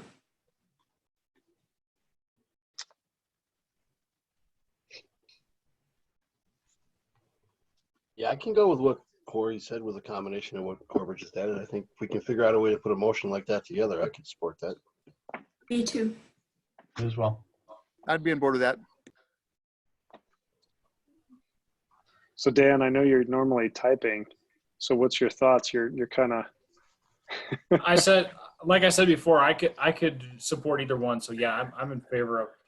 I got a lot of the language that you mentioned, Corey. I did not get. I was actually typing another comment when Corbett was talking, so I did not capture what he said. Fence or mitigation measure along the bike path to help mitigate. Well, it's a safety concern. Right. So how do we So it's between the bike path and skate park. Yep. Yes.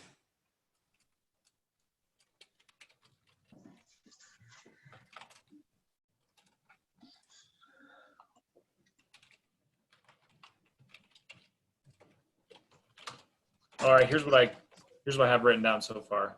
We recommend alternate A routing with the caveat that proper spacing between skate park and bike park could be maintained. We also recommend adding concrete between the bridge and Honey Creek Drive. We suggest a fence or mitigation measure between the bike path and skate park to reduce the likelihood of spectator bike collisions. And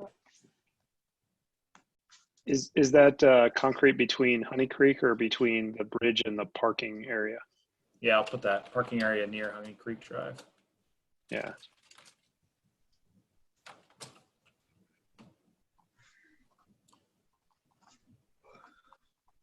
So I make a motion that we move forward with Dan's comment. Any seconds? I'll I second will it. second it. So any further discussion, or if anyone wanted to hear that statement again?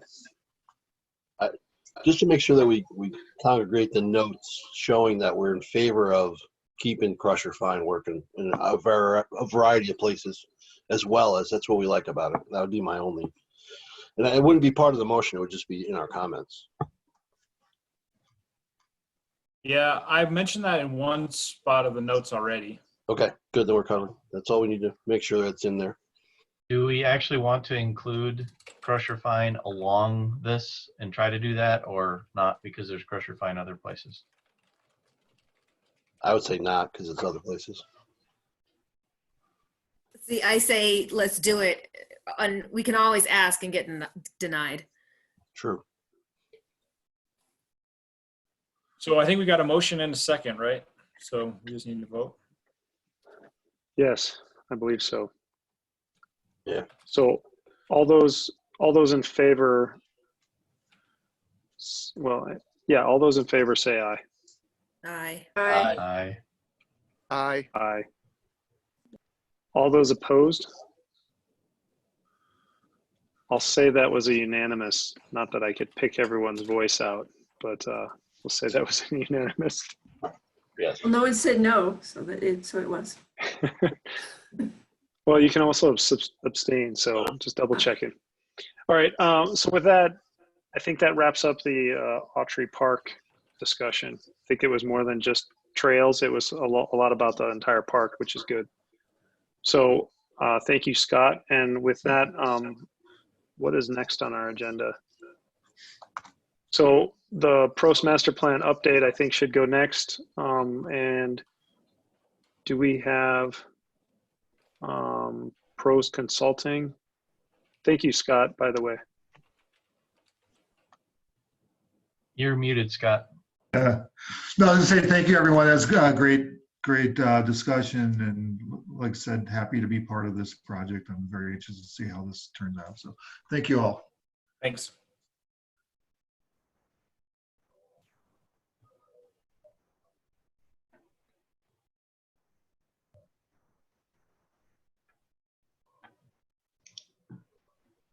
And heading on to PROST consulting, and I'm not sure, I don't know if I caught your name, and we'll let you.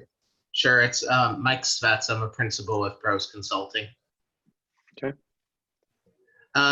So I do have a brief presentation, so I think I will need to share my screen. And I'm not sure if Scott to unshare his screen first. Yeah, I'm trying to find out where that is. When I started sharing it, minimized my, okay, wait. Okay, very good. There we go. It's all yours. All right. Sorry about that. Fantastic. Leslie, I didn't know if you had any lead into it or not. Sure, I can jump in for a minute here. It's exciting that we're now embarking on the update of the PROST master plan. It's a little bit overdue, but we're excited to have PROST Consulting on board, and the subcommittee from PROSTAC helped select the consultant. So that was a really nice process, and I appreciate everybody's help with that. Having said that, we are charging ahead and beginning to work on the process, and I know that Mike wanted to review that with you, kind of do a brief overview, and then also get input from the group on how you see your involvement and how that should best move forward. So. Fantastic, thank you. Again, I am Mike Svets. I'm a principal with PROST Consulting, but I'm also a recovering Parks and Recreation director. So I've had the opportunity to live on Leslie's side of the table for 20 some years. So I think it's a little bit helpful in terms of being able to not just look at things from the outside in, but also understand how things work from the inside out, while completely respecting the fact that every agency and every location is a little bit different. There are a lot of similarities just under the framework of local government, but obviously every park and recreation system functions and operates a little bit differently, as it should, because parks and recreation are meant to be used by your community, and every community has what we'll call kind of a different set of community values and priorities around parks and recreation. you all, I appreciate the opportunity to work with you all. We are teamed up with Logan Simpson, and I will go through that here in a bit. But I fully appreciate and recognize the work that you all do as an advisory committee. You are not what I would consider to be an advisory committee that just kind of sits by the wayside and rubber stamps everything that comes across. There's full recognition that you all are very much a roll up your sleeves working group. And we look forward to working with you as opposed to just necessarily getting your feedback as we go through this process. So I'm going to kind of just share my screen, give us an opportunity to kind of just give you an understanding of how the process is going to move forward. And then we can just kind of go from there. So let me see here from the beginning. Okay, so the team is made up of Pros Consulting, as has been mentioned. I appreciate you all having some buy-in with regards to the selection process. But, you know, Pros has been around for 25 years. Worked in, you know, over 45 states, 7 foreign countries, U.S. Olympic Committee. I myself almost had to get dual citizenship with Canada for about 3 years, given the number of projects I was doing in the city of Calgary. But we're a firm that just primarily does parks and recreation. And 99% of our parks and recreation work is at the local government level.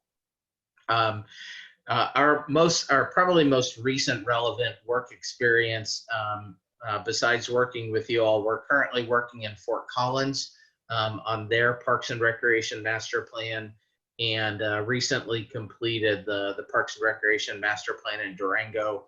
I myself did an aquatic master plan for the city of Boulder. Seems like just yesterday, but now that I think about it, it's probably been about 4 or 5 years burning down the road. As I mentioned, we are working with Logan Simpson. They do, out of Fort Collins, they do have a pretty tight limited scope with this project, but they have done work in most recently in Englewood and with Larimer's recreation planning. Logan Simpson's really going to be focused on inventory assessment, connectivity analysis, which I know you have some significant input into that with regards to your trail priority planning. But also they will be doing a couple 3 high-level concept plans of locations yet to be determined for just to kind of give us some visuals in terms of how specific locations within your system can be improved. Our process, I mentioned this a little bit ago, but it's really rooted in what we call a community values model. This is a model that's proprietary to Pros. It's been tried and true with some tweaks over the last 25 years. But really it kind of starts and ends with your community. Every local government agency has limited resources, and you need to utilize those limited resources to meet the needs of the community, because we know that parks and recreation that go unused is not an effective and efficient use of taxpayer dollars. It also can create other issues with regards to parks and recreation facilities being used for the wrong reasons. Standards, this is really about how do you operate? You know, what does this look like in terms of from a services to maintenance to even how you manage your land and open space acquisition. Level of service is really understanding what's your niche, what's your role, what it is that you provide. One thing I think you all should be exceptionally proud of is the fact that 23% of your land area in your town is parks, recreation, trails, open space. That is, and granted you are a small community, but it is an exceptionally large number. Literally just a couple of hours ago got off a Zoom call with a Park and Rec Commission in Prince William County, Virginia. The level of service standard that they have adopted is obtaining a goal of 5% of parks, recreation, open space, and trails as part of their entire land mass. So I know it's all relative in terms of size, but 23% is an exceptionally strong number, and you all should be exceptionally proud of that. Financial and revenue, obviously, as I mentioned, you have unlimited funding, or you don't have unlimited funding. So really understanding the financial feasibility of any recommendation that we put forth is important. Partnerships, you all are in the partnership business. You are very much a facilitator in many ways. And we need to obviously evaluate your partnerships to ensure that it's win-win. There are different criteria for each one of these type of partnerships. It's not a one-size-fits-all, so there will be some analysis associated with that. And then governance, organization, functionality, operational barriers are one of the largest barriers to actually implementing recommendations from a plans perspective. So whether it's ACES, OSAC, PROSTAC, the department, or the town as a whole, we need to ensure that there are not any operational barriers in place that would inhibit you from implementing any recommendations going forward. So we are very much going to try to achieve as holistic and continuous public input process in a COVID environment as we can. But our process is really centered, obviously, around the community. We are just beginning discussions around what this looks like from a detail perspective. But a couple of things that we obviously need to do is we need to create curiosity about the plan. We need to let people know that that's going on. Because if we don't, we're not going to get that level of engagement. We need to be very clear about what this plan is and what this plan is not about. It's a system-wide plan that, yes, we will drill down to 3 very specific sites for improvement, but it's really kind of charting your course over the next 10 years.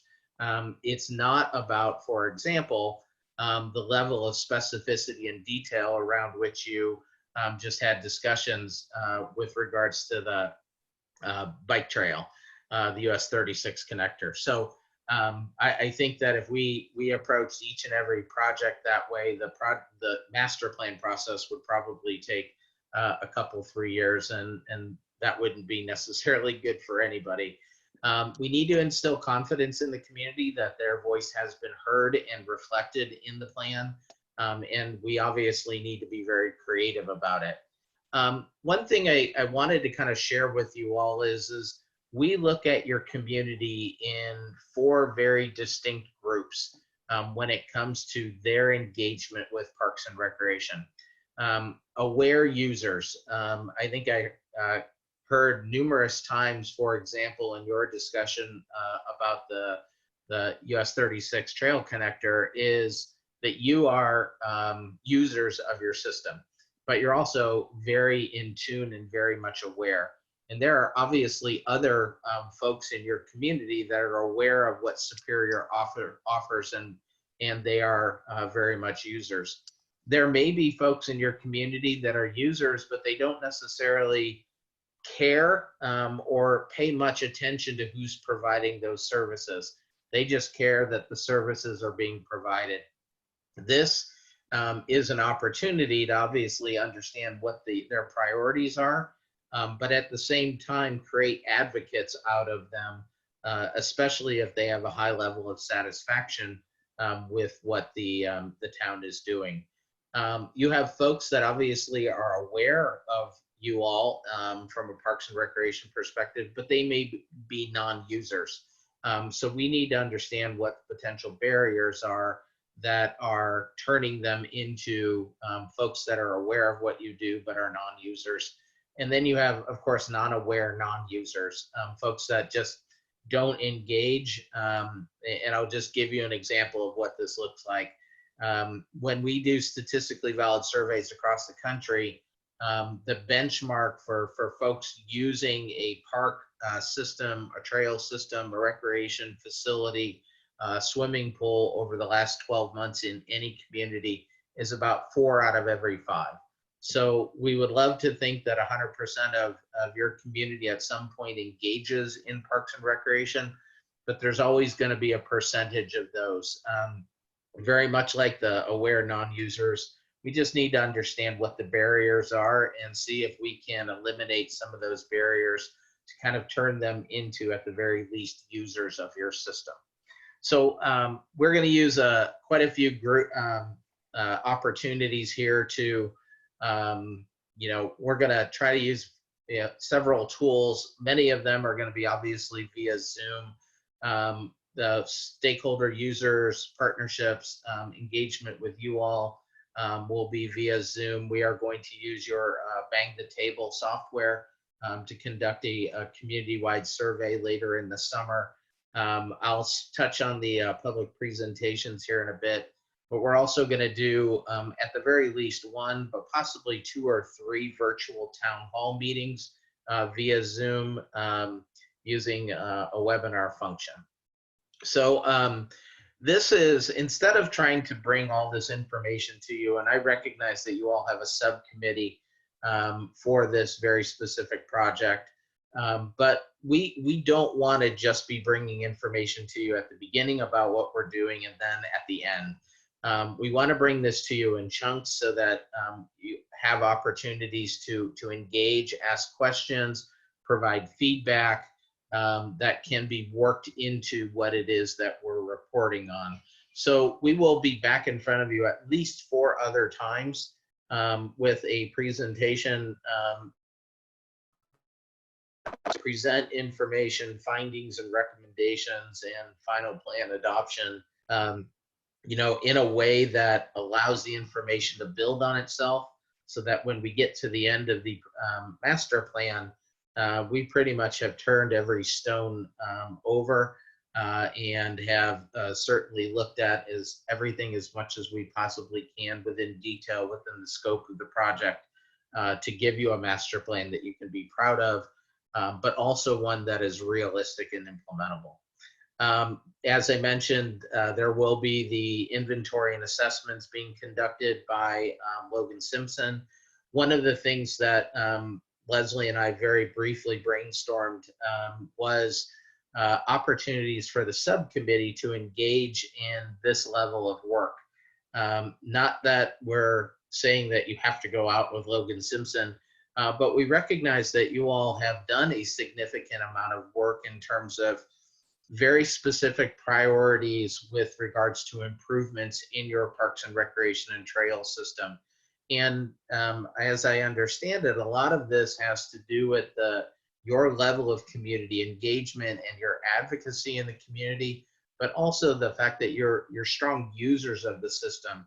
And so having that view shed into inventory and assessment and understanding the backstory by which you have done your priorities for park improvements and trail prioritization will be what we think would be exceptionally valuable and insightful, and quite honestly would be a disservice to your work that you've done previously if we didn't engage you at that level. We are going to do a program assessment. We do recognize that many of your programs are done via partners, and that you're primarily a direct service provider when it comes to programs and services around aquatics. But as I mentioned earlier, partnerships have to be accountable. They have to have high levels of customer satisfaction, because at the end of the day, your name is on it, and you want to be represented exceptionally well by your partners who are serving as an extension of what it is that you all do. Community needs, as I mentioned, all of this is really going to roll into what we'll call a prioritization of community needs. This is not you all, but we'll break it up into programs and services and facilities and amenities.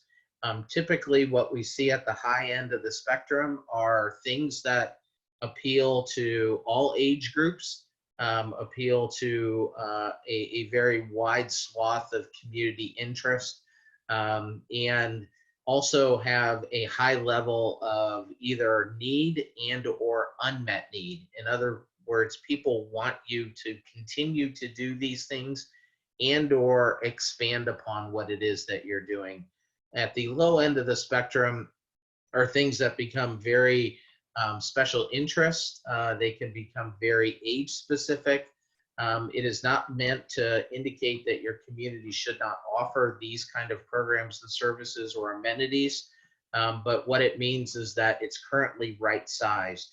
And if something comes out of the community needs side of the equation that you're currently not doing that ends up on the low end of the spectrum, that simply means that's something you should not be looking to do in the future, because you just don't have it's not a high priority for your community. It would not be a good use of funds to try to do things that a few number of people have an interest in doing. Level of service standards, as I mentioned, this is really about right sizing your system. I do not want to make any predictions, but I think the fact that you currently have 23% of your land mass, I think the master plan is likely going to be very much about trail connections, possible maybe 1 or 2 sites that are currently undeveloped within your community. But it's not going to be about a bunch of land acquisition.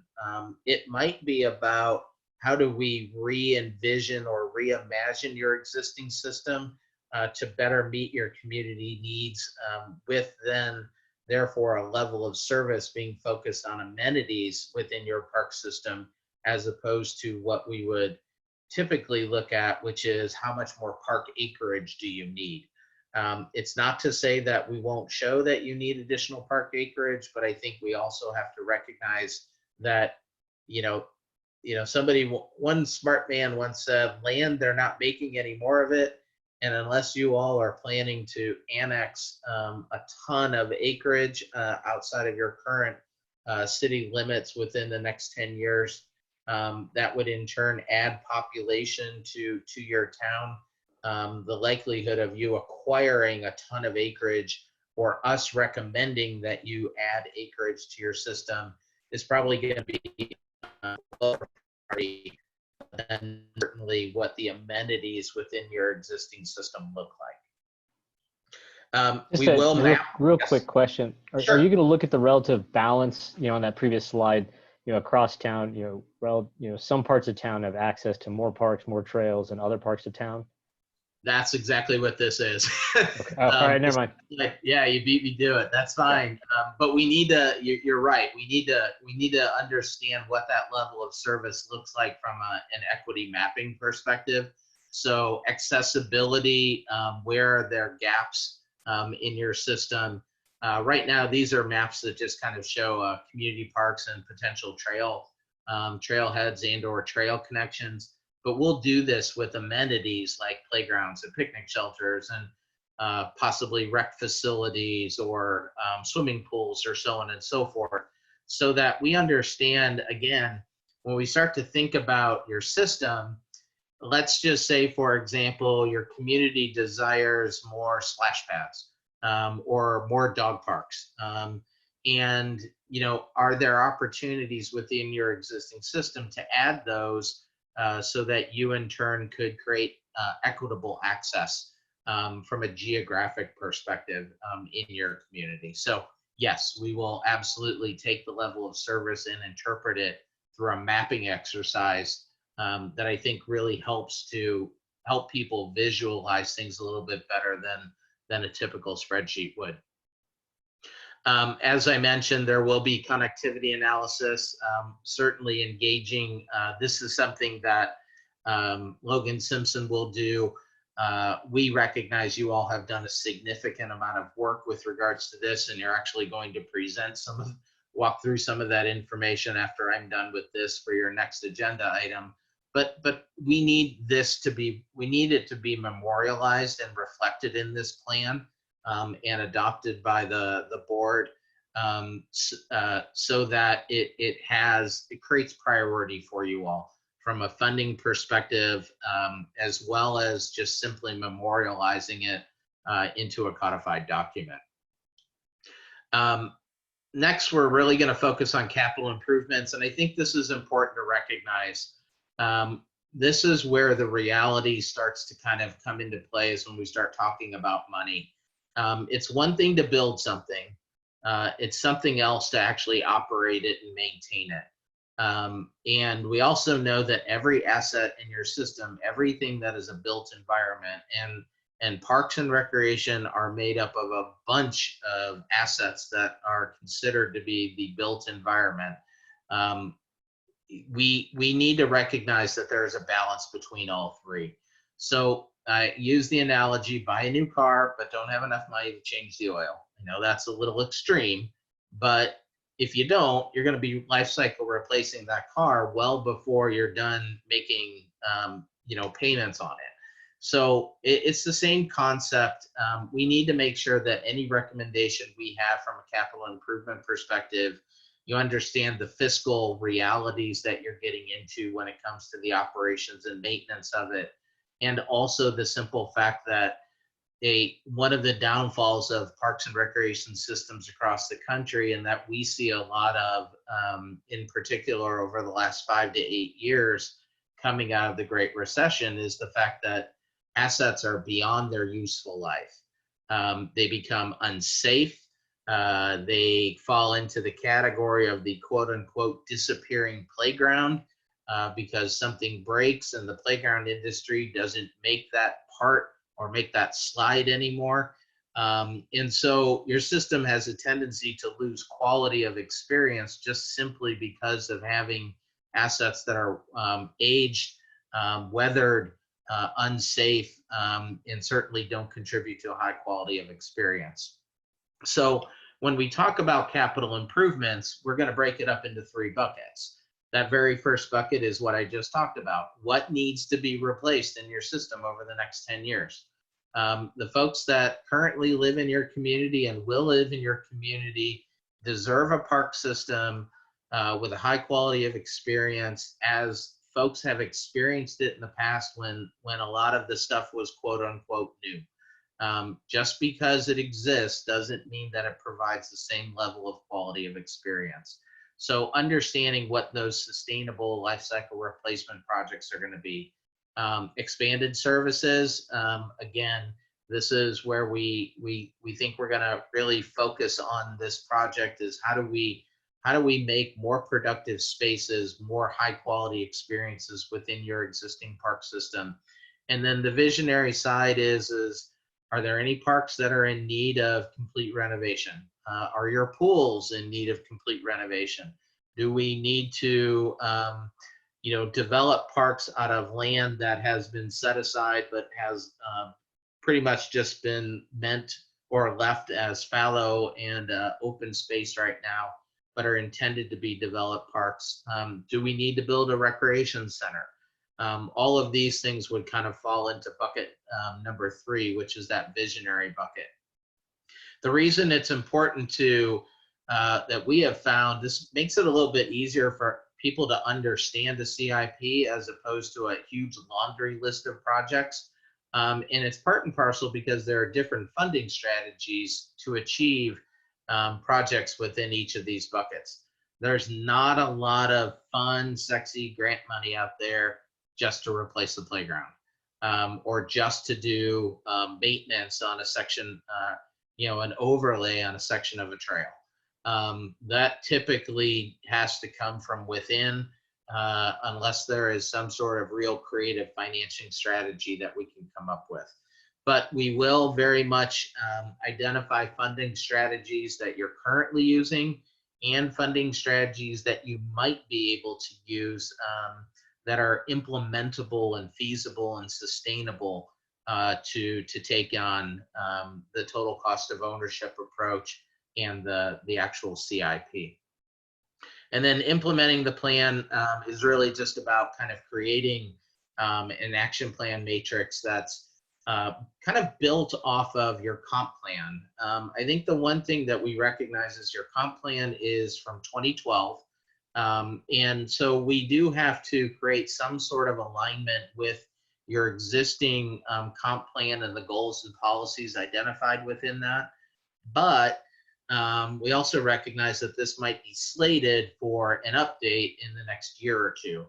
And if it is, this is a great time to do a Parks and Recreation master plan, because we have the ability to basically, through this PROS plan, we have the ability to write that comp plan chapter.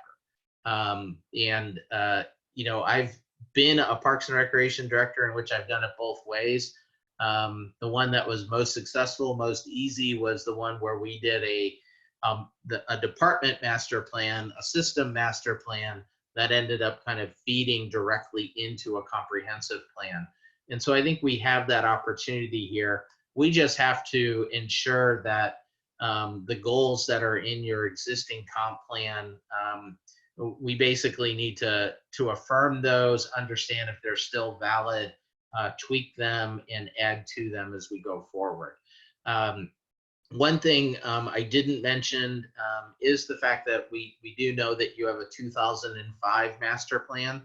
Now that is 15 years old, but we do need to look at that master plan and understand what has been implemented, but also what has not been implemented. And more importantly, understand why any recommendations within that plan have not been implemented. So that if they come back up again, we understand what the potential barriers are to implementing some of those recommendations. So questions, concerns, comments, suggestions?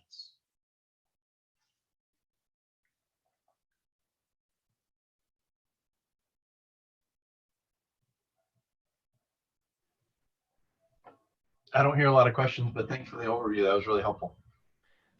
Yeah, I agree. I thought it was great. I don't have any specific questions myself right now. Fantastic.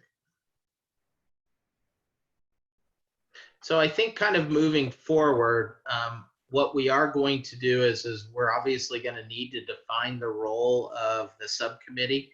That certainly doesn't have to be laid in concrete tonight. But one of the things that Leslie and I have talked about is the simple fact that you have 3 subcommittee members.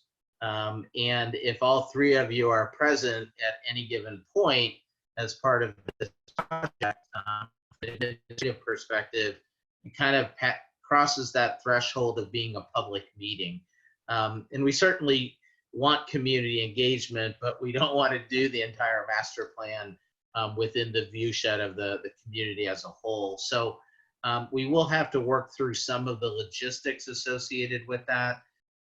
We do think a significant opportunity is, instead of just engaging you all as what we would call a tight steering committee, so 3 members of PROSTAC with department staff to help guide the master plan through each and every phase. But we think really engaging with Logan Simpson and taking all of the work that you all have done, helping to interpret that, understand that, and have it reflected in the inventory and assessments that we have done. We think that's a really kind of less of a rubber stamp role and more of kind of a roll up your sleeves kind of role. So that's something we certainly want to engage with you all in as we go forward. I will say that I think there is certainly going to be investment work that is going to get done here in the next month or so. So time is a little bit of the essence in terms of your level of engagement with that specific task.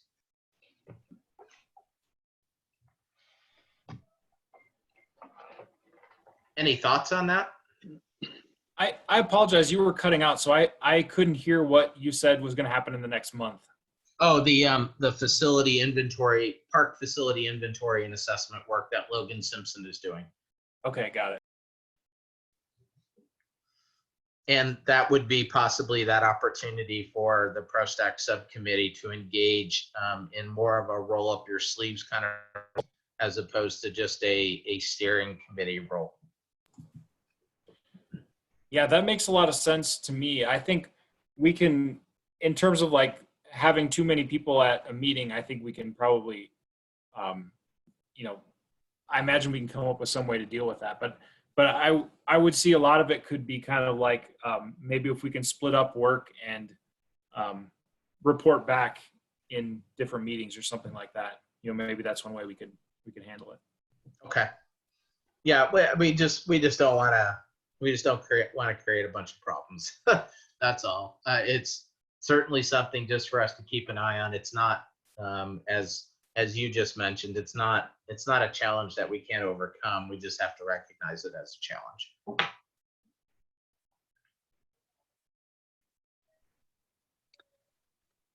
I'm excited and also a little bummed at the same time that it's all finally getting started after all these years, and it's gonna be great. It sounds like it'll be really awesome and what we've been looking for a long time. Because as you'll find with working with the committee, we have a lot of amenities that we've been tracking, and whether or not they could be implemented in the right places or if they shouldn't be implemented.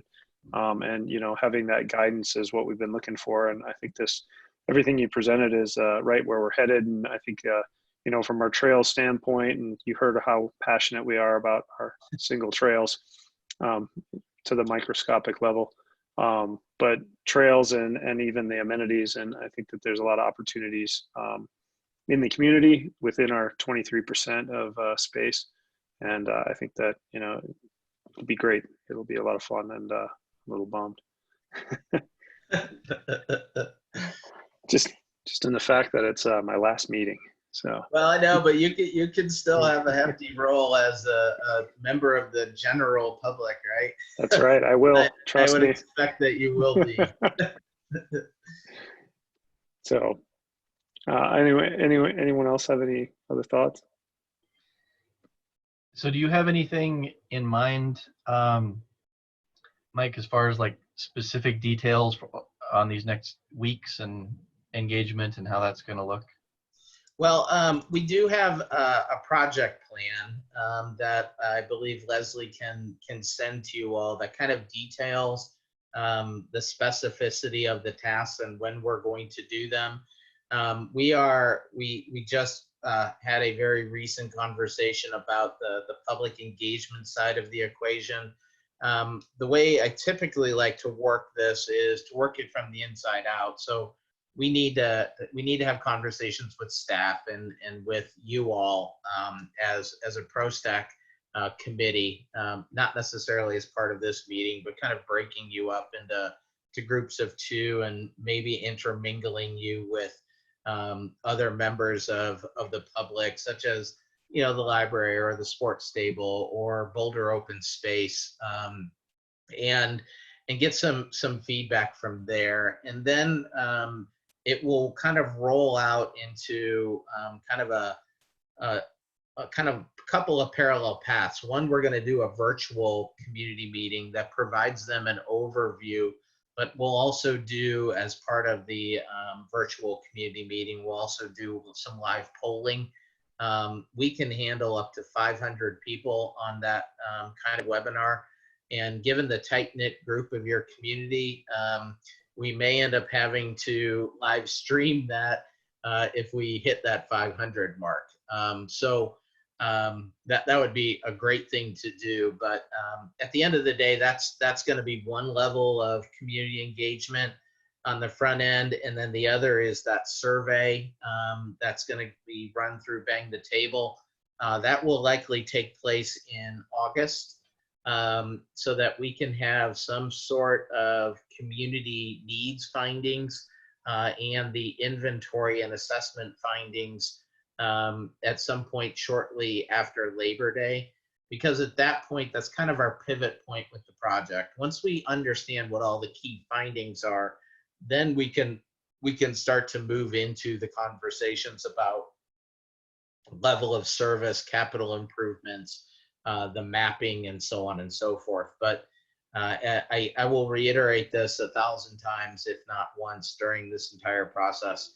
Parks and Recreation is about your community and its priorities, and we need to tee you up in such a way that you have the tools in the toolkit to meet their priorities, so that people just don't feel like you're continuing to do the same old, unless the same old is what they want.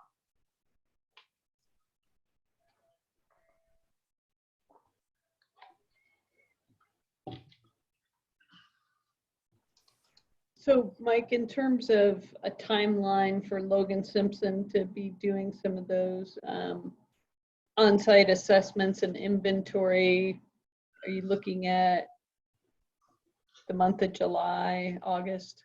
I am gonna, well, I think one of the things that Logan Simpson wanted to do first and foremost is I think they wanted to get the GIS information so they could do an overall base map. That information was just exchanged today. So I'm gonna touch base with Amanda Castilla and Jana McKenzie from Logan Simpson by the end of this week to get a better understanding of how quickly they're going to move. But long story short, my guess is that it will likely be, they probably will be likely out in the field once they get their desktop analysis completed after the 4th of July.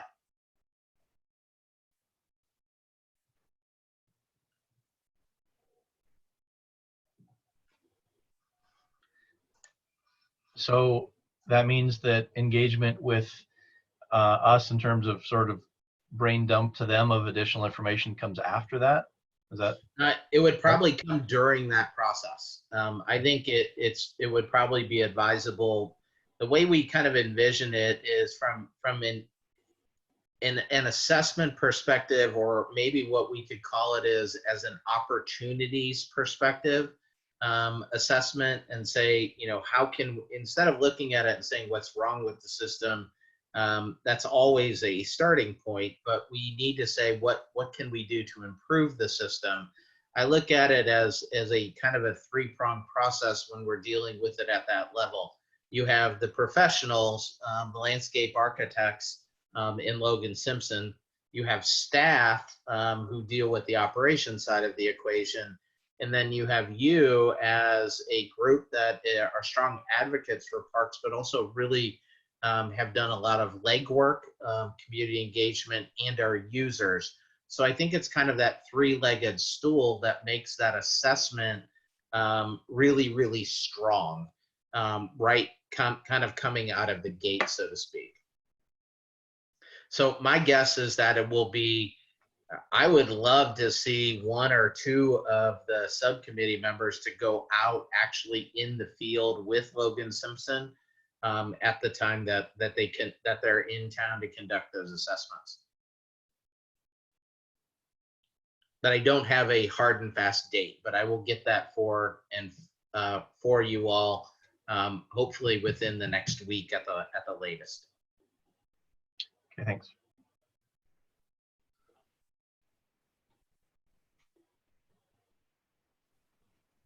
Okay, so do we have anything else on this topic then, before we move on?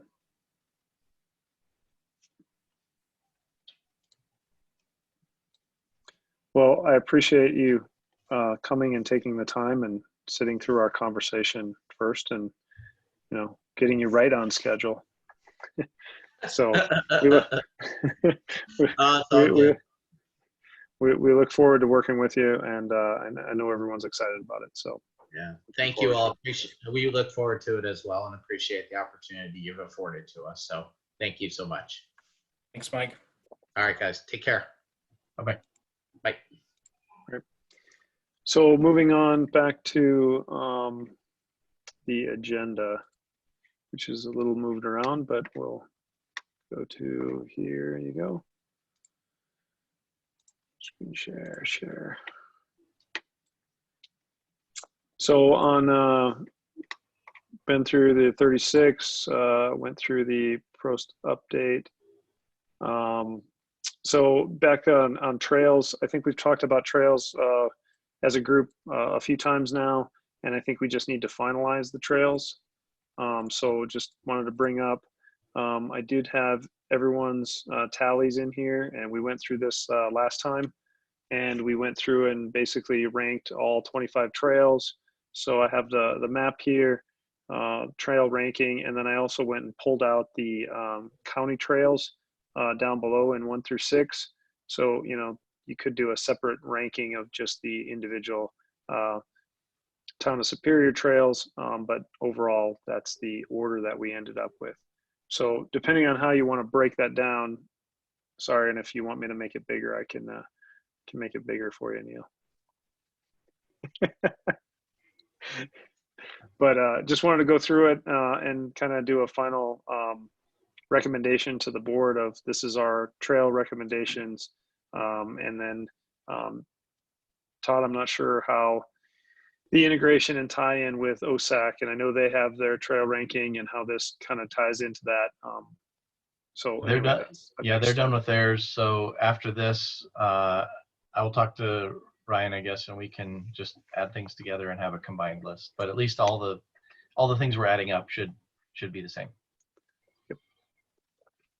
So anyway, but like I said, I pulled the county ones out. So basically you have 19 in Town of Superior and 6 of them that are kind of county based. So does anyone have any further discussion on this, or can we make a motion to recommend this to the board as our, well, I guess it's a motion as the PROSTAC final recommendation to be joined with OSAC's recommendation for a composite single list to the board.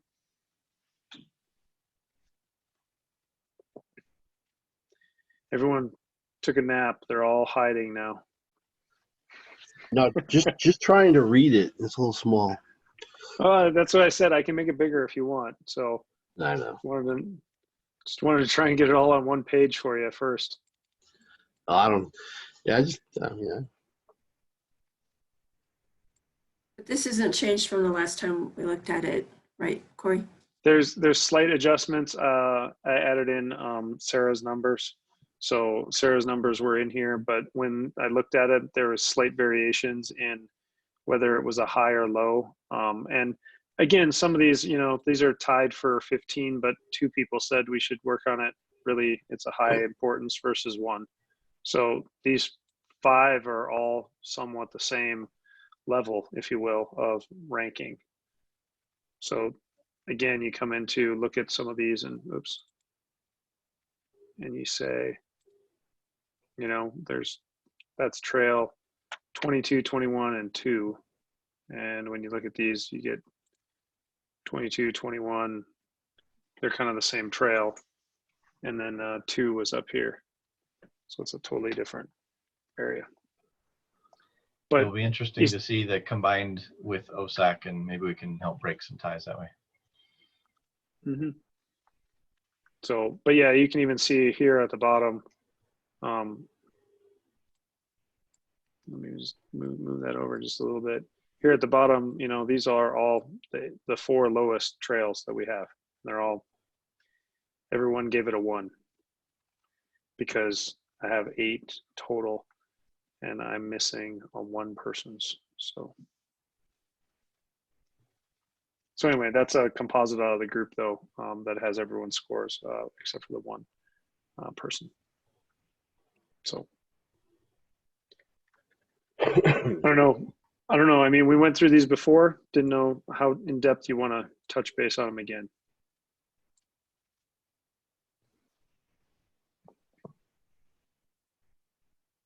I don't remember exactly what it was, but I don't see anything too different, and I would certainly be willing to just adopt this as is, as long as the math's all right. Yeah, I went through it again earlier this afternoon, so I believe all the math was right, and in looking at it, it's almost the same as what last week or last month's was. There was slight variations with just the one over the other type of scenario. But if you want, I can go through every single one. No. Or we can we can move forward as Somebody, if is. somebody has a question, or probably we should go through it. Absolutely. But Right. You know, as much fun as it would be to make Corey suffer in his last meeting. I think we have a time restriction on this meeting too. Yeah, I think I heard a motion from Todd to approve PROSTAC recommendation in combination with OSAC for presentation to the town board. I Did I hear second that? it. I second. No, I second. All right, motion, any discussion? I see none, so therefore, moving on to all those in favor, say aye. I Aye. Aye. All those opposed? Any abstain that I didn't hear? Okay, so motion passes unanimously. Okay. Next piece, just want to touch base on budget recommendations. I can't remember what timeline we had, or if we had another month or Hey, so to Corey, get do those you in. want to do anything with the crusher fine adjacent trails, or skip that? Oh, I think Dan's doing a great job with that. I think we need to continue to talk about it. I'm just not sure. We do not have it on the map because it's more tying it to existing trails. So it's kind of a standalone piece at this point until there's a actual path or something created. Given that we're at 9:23, do we want to punt that until next week, and we can make that or next month, I mean, and go through that again? Yeah, I like that idea. So, and that's where I was going with the budget recommendations, is I can't remember timeline of requirement. Leslie, did you have a timeline on that? I think we still have your July meeting as an opportunity for input in that process. Yeah, you have to get to the board by August. That's when they start reviewing budget items. So basically, we have one more meeting to wrap up that and what those recommendations would be. Unless you have a budget item you want. I have one budget Or me, item after. or me, you or me. Yeah, that's right, Ron. I have one budget item that I'd like to add to the list to be in consideration when you actually approve it, is adding more trees at around the turf field. I mean, it's amazing going down there and all the amount of people out there, and it's kind of funny how many people could fit under one little 10-foot tall tree. So that's my only recommendation. Well, not my only, there's others. And could in that also- in that recommendation, Corey, trees only, or some sort of actual shade structure? Shade structures are too difficult, and they put in some trees between the ballpark and the turf at Williams Field last year, I think. And even those trees, I know they're small, but they are providing shade, and you can see people use them at certain times. But definitely, any day you go down there, there's everyone crowded at the south end where there's like 3 little trees, and all trying to grab some shade. So it's heavily used right now. I was there yesterday and there was like 35, 40 people out there using the whole field. All under the shade tree? No, just the 15 that weren't playing. But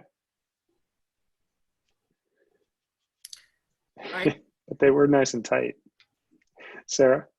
I think trees in general, especially with the ash borer and the little park over by the tennis court, they cut down like 6 trees, and that was like literally the only playground that had shade. Yep. And now it doesn't. So I think you guys we were already discussing something by the skate park. So yeah, from our earlier awesome. short discussion would be additional shade structures at the skate park if possible. Just heard a lot of input on that one. I think as you move forward with Autry Park, somewhere down the line, you're going to have to put something up because the pickleball players are going to want a structure too. So. Mm-hmm. So Yeah. when I was working on the amenities list, that's a lot of things that I heard from my neighbors was shade. Mm-hmm. So any way we could get shade right away would be ideal. Corbett, go ahead. Sorry, what I was saying is, like I mentioned earlier, I see people bringing their own shade over at the Autry Park area these days, and not just one, but a couple groups. So it's definitely needed. So you're saying we can bring a little 10 by 10 pop-up and just stake it down. We should take the one from the South Pole and just make that a permanent one over there.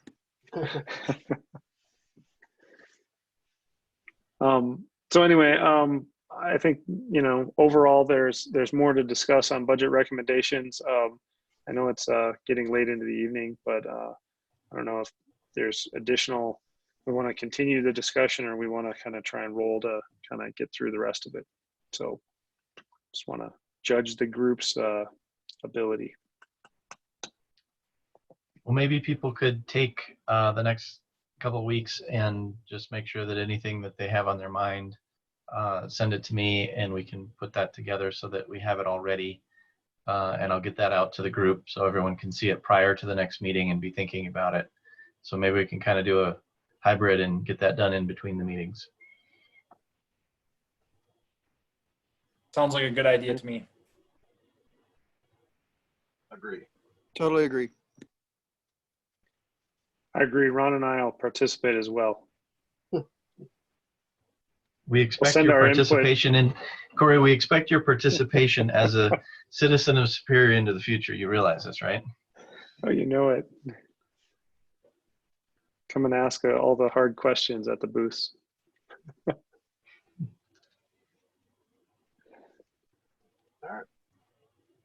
Okay. So continuing forth, the next item on the agenda was just the trail etiquette memo. I know that we worked on that the last couple meetings, and I just wanted to double check. I can't remember where it landed, and just wanted to see if that's able to get out to the community or if we need to kind of recircle on that at all. Leslie, do you know? Yes, I think we had a draft that actually went to town manager and he was fine with it. I thought we had wrapped that up, so I think we can move ahead. Do I need to send that back out to the group? Would you like me to do that? I thought we still had a question on the potential speed limit that was in there for bikes, like at 15 miles an hour. Did we ever get a resolution on that one? It's not in the town ordinance, so it would just be a recommended, what do we call it? A guideline? Yeah, a guideline, recommended safe speed, I think. The last draft that I saw, it says trail speed limit is 15 miles an hour. So I don't know if that got changed or not. We would need to be clear to say that, a safe speed of bikes is no more than 15 miles an hour, something like that. Yeah. Let me see if I can find it and I'll throw it out there to you guys. And the flip side is if PROSTAC feels strongly that, the town should adopt a speed limit, I think, that as an independent recommendation can absolutely go to the board for us to amend the code to provide for, an in-town trail bike speed limit. I think it would probably be a wise thing to look at, especially for the electric bikes that can really zip along. Yeah, and I think, you know what, Todd, that's a really good point, because there are some Boulder County and then some Boulder, city of Boulder, they do have speed limits. I don't know where we fall on any of that. Yeah, because you're absolutely right, because those things can get moving, and we've already seen a lot more people in town on the e-bikes. My only concern about that is how do you enforce it? And I'm never, in favor of putting safety laws in if we really can't enforce it, because an unenforceable law is worthless and it just costs money. No, I agree. I mean, the issue is ultimately if you want to put up a sign that says speed limit 15, we can't even do that right now. You know, I think a lot of people, you know, we do have a town ordinance to, you know, clean up the dog poop. It's not something we enforce heavily, but most people do it. You know, we have plenty of signs up to leash your dogs, and for the most part, people are compliant with that. Obviously, Boulder County sheriffs help with enforcing that one. And I'm sure, you know, if somebody calls a sheriff because they saw a bike screaming through at 30 miles an hour, they'd get ticketed. But I do agree. I mean, a rule that's not enforced is the whole broken window, you know, issue. So, but you know, to the degree that we can actually even put up a sign, we do have to have an ordinance that supports it. That makes a lot of sense. So how do we get that in front of the town board to make decisions on? Should we put together what we think is best practice based on Boulder County and look at that and tell you guys, or what's the best method to do that? Great question. I think if PROSTAC just wants to make a recommendation as simple as, you know, that we recommend that the town board adopt a speed limit that's consistent with its neighbors, you know, we can, no offense, Leslie, we can push this on staff to try to figure out what makes sense. And then, you know, staff can just bring it to the board or bring it back to PROSTAC on, you know, sort of what the community has. And then PROSTAC can make a, you know, specific recommendation to the board. And just to be clear, is there any trickle on? Because most bikes don't have a way of measuring speed. Now, this would be obviously more focused to electric bikes, which do have a way of measuring speed, but most bikes don't. So, and people really have no idea when they're on a bike judging speed or not. Well, and I think that's where you go back to the trail etiquette is just a memo to, you know, it's all about etiquette and courteous behavior on the trail. And so a recommendation, whether you put 15 miles per hour or not, modifying that to just say providing a safe speed and safe distance for oncoming, you know, users on the trail is really what we're trying to address, and just that you're aware of your surroundings and you have a little bit of, this is a little memo of etiquette. So I think the intent is that the trail etiquette is just the heavy use and getting that information out there for just people to be aware of. But yeah, Corbett, I don't know. I mean, I think if there is a recommendation from the committee, I think it's just another step to provide a secondary piece that says, here's another recommendation to the board to consider, and how do you bring that up? As you said, you know, is it a 15 mile an hour? Is it a 20 mile an hour? And is there a way to enforce it? Or where is that posted? Or how does it get out to people? So, because I know there's, go ahead. I would say before making a recommendation tonight, I would want us to really kind of discuss it, the pros and cons of, you know, I can totally see the pro right away of being able to post a speed limit, but are there any cons that we're really not considering, you know, by having an ordinance to this effect that, you know, as an outcome that we were like, ooh, that wouldn't be very good. I have some more comments on that here as we keep going on the last few. So Leslie, are you going to doctor the speed limit language to be something that's not a specific speed limit and then get that out, or what's going to happen on the etiquette? I just emailed you out the last version. I think this is the last version. I'm trying to share my screen. Let's see if I can. And Leslie, what you just sent out, you know, there's a specific line. Trail users are asked to maintain a courtesy speeds of 15 miles per hour or less. I mean, I think based on what you already said, you know, Matt, you know, town manager Magley's already reviewed this, and this is okay under the existing code, correct? Correct. Okay. In my opinion, I think that's as good as we can really do.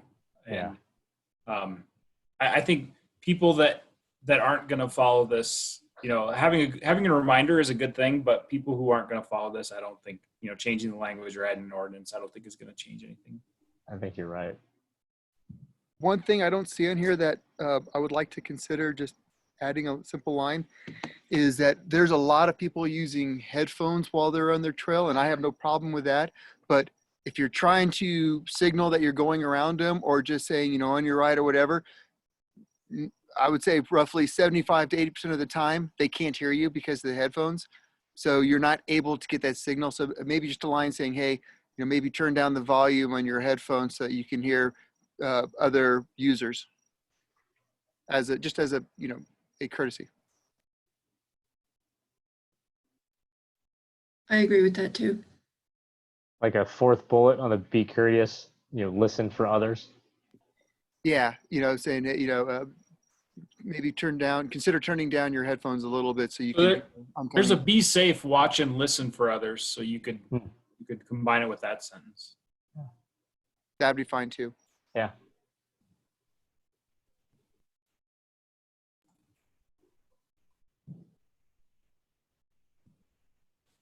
I don't have a strong opinion on that one personally, but do we want to make that the plan of record to incorporate, keep headphone volume minimized?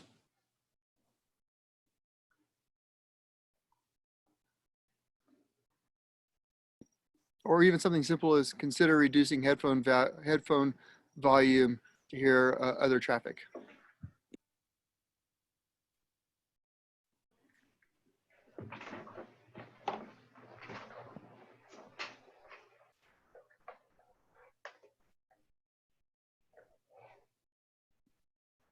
Do we need to make a motion on this, or is it just something that we would agree that looks good since it's already been approved by Matt?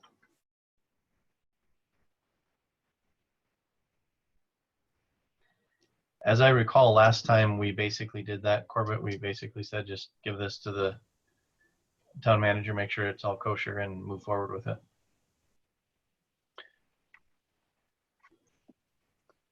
Right. So I think it's more of, if we're all good with it, I think we just let Leslie know, and it's just a matter of how does this get issued out to the public, and is it on like a PROST update, or can we attach it to our 3 bullet points for kind of a recap of our meeting, and just you know, as a kind of little memo of etiquette attached to our update. If we were going to do that, which I agree with, I would like to see it in a positive note. You know, something, you know, PROSTAC has noticed that the increased use of trails and would love to, you know, wants to encourage the increased use of trails. We just want to remind folks of trail etiquette along the process. Something positive, you know, that we want to encourage the behavior. Dan, make sure you write down that you said folks. All right. I got it. At least I didn't say y'all. I say peeps. Okay. So if we can just issue that out with the minutes or in another blast of some sort, that would be ideal. But I think that Leslie, we may have to work with you just to make sure how that goes out. Yeah, we can do a little promotional piece on it. I think that it'd be very positive and timely. Yeah, perfect. Okay, well with that, if we don't have to make a motion to send it to the board because it's kind of already gone through staff and town manager, we'll move on to updates and kind of a wrap up of the meeting today. But I'm going to go in a different order. Can we touch base on pickleball first? Because I feel like we've talked about it a bunch already with Autry Park, and just briefly, that I believe that's moving forward. And do we have a timeline of when that may go into construction? Any day now. I think they're just waiting on some of their last soil testing to come in, but they've been given notice to proceed, and they should begin you know, putting up construction fence and staging that area out, hopefully before the end of the month. So that's moving forward. I did want to bring up that we do have 2 small shelters that are included with that project. One is going to be located right at one of the entrances, kind of off to the side, so people have a place to sit. The other one we have not designated an exact spot for yet. So And they're going to match that existing one that's out there. This guy. So they are small. Yeah, it'll be a match to that one. So with the pickleball design, the one will be to provide shade for basically for people who are waiting to play, staging up there. Okay. Are there Perfect. any other questions about pickleball? The only question I have is when they start staging that area, do we think there's going to be any kind of impact to the people using the skate park or the crusher frying trails out there? Or do we think they're going to be able to just kind of fence it off without impacting anybody else using?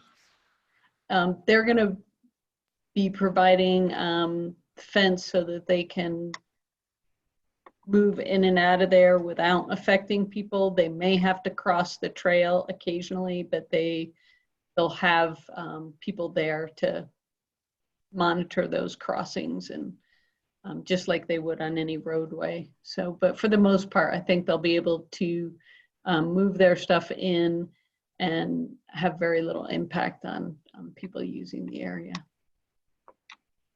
Do you know if a town is planning on sending a note out just saying this is starting to, the construction is, we believe it should be minimal impact to Autry Park area?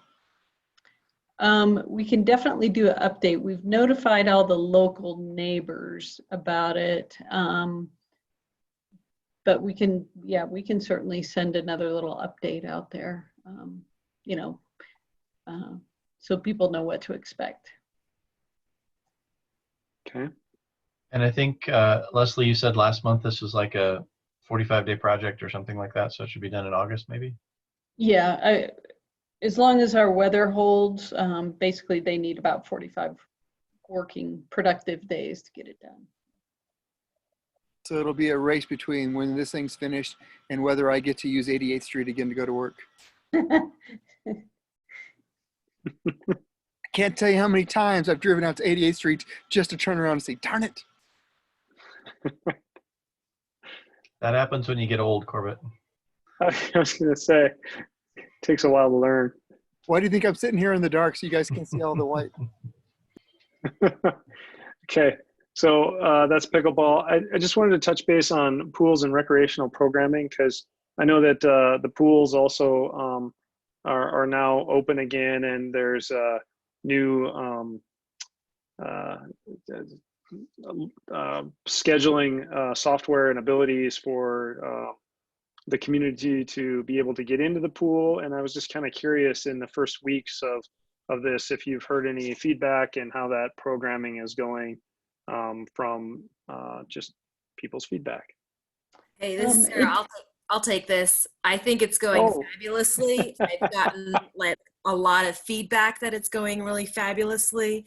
A lot of people were really hesitant to be in public with that many people, but my hesitant friends are actually very happy with how it's been, and it fills up really fast. And I want to applaud the town for hanging in there and trying to figure out how to give this to the community, and also applaud the town of, they're adding like lap hours for people that actually want to work out, and they've opened it up to Masters Swim, and they've opened up the pool to the Flyers Swim Club for the kids.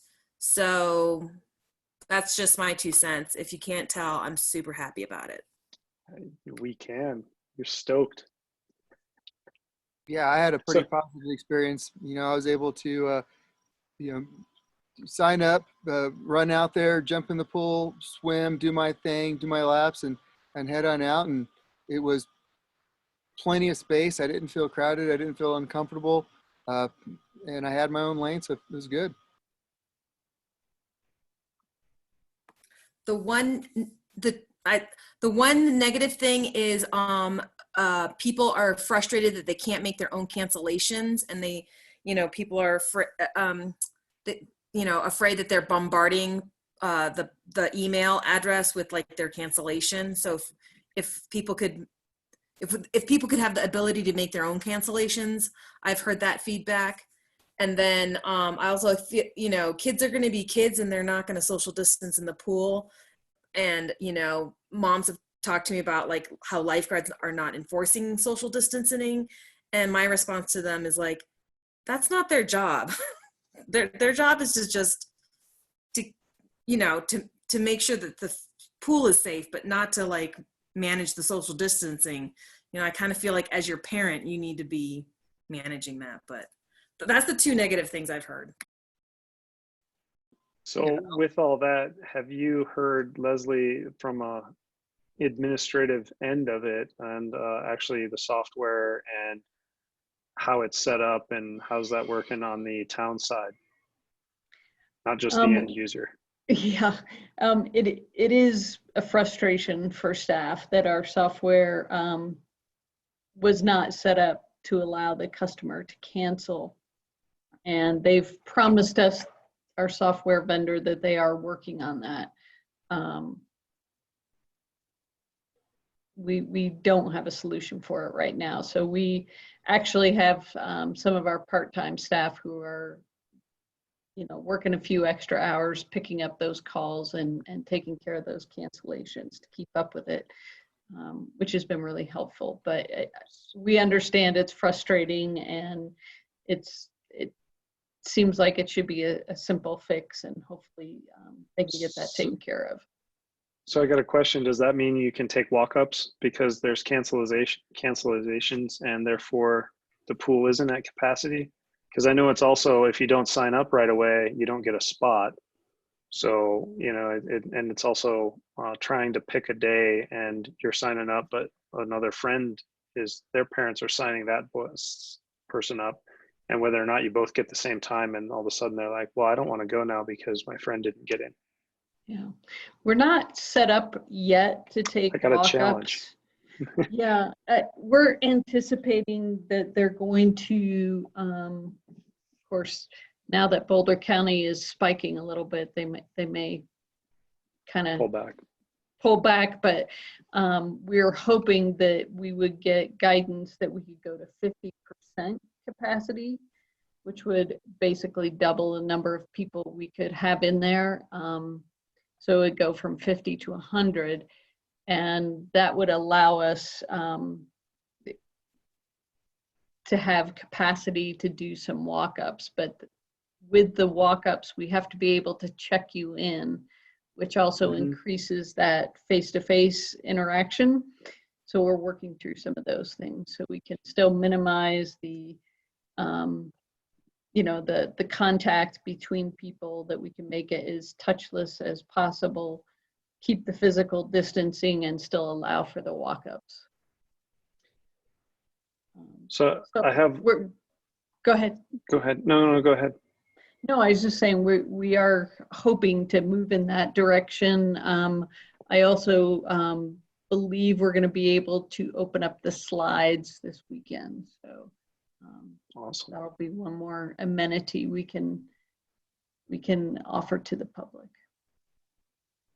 So, and I'm gonna peel off of pools real quick, but from recreational programming, we've talked a lot about in past about being able to sign up and utilize things, and that, you know, a lot of times the system wasn't there, and that's why I was asking about the pool and how that system's working, because I know that there is also, I found it interesting going down to the turf field that there are organizations using our field every day for 3-hour practices with 30 some people. And I'm like, I just want to kick on the field for 30 minutes to an hour. And, you know, so I was just curious about recreational programming and how things are going from a pool standpoint, and how that's proceeding on in other areas. Well, So, you know, after being kind of in isolation, people are definitely eager to be outside, and the athletic fields are getting a lot of use, a lot of drop-in use. We just started reserving those for groups. They can go out there and practice with groups of 25 or less. And so you can check online on the schedule to see if the fields are reserved or if they're open, but you know, my observations have been that people have been, for the most part, playing nice. The drop-in groups are sharing the space and being pretty respectful. I think there were some people dropping in that didn't, were not aware that we started reserving the fields, and so they got surprised a couple times that the teams were out there. If there's any recommendations on how to get that, you know, make that smoother I allow the public to have a better awareness, I'm all ears.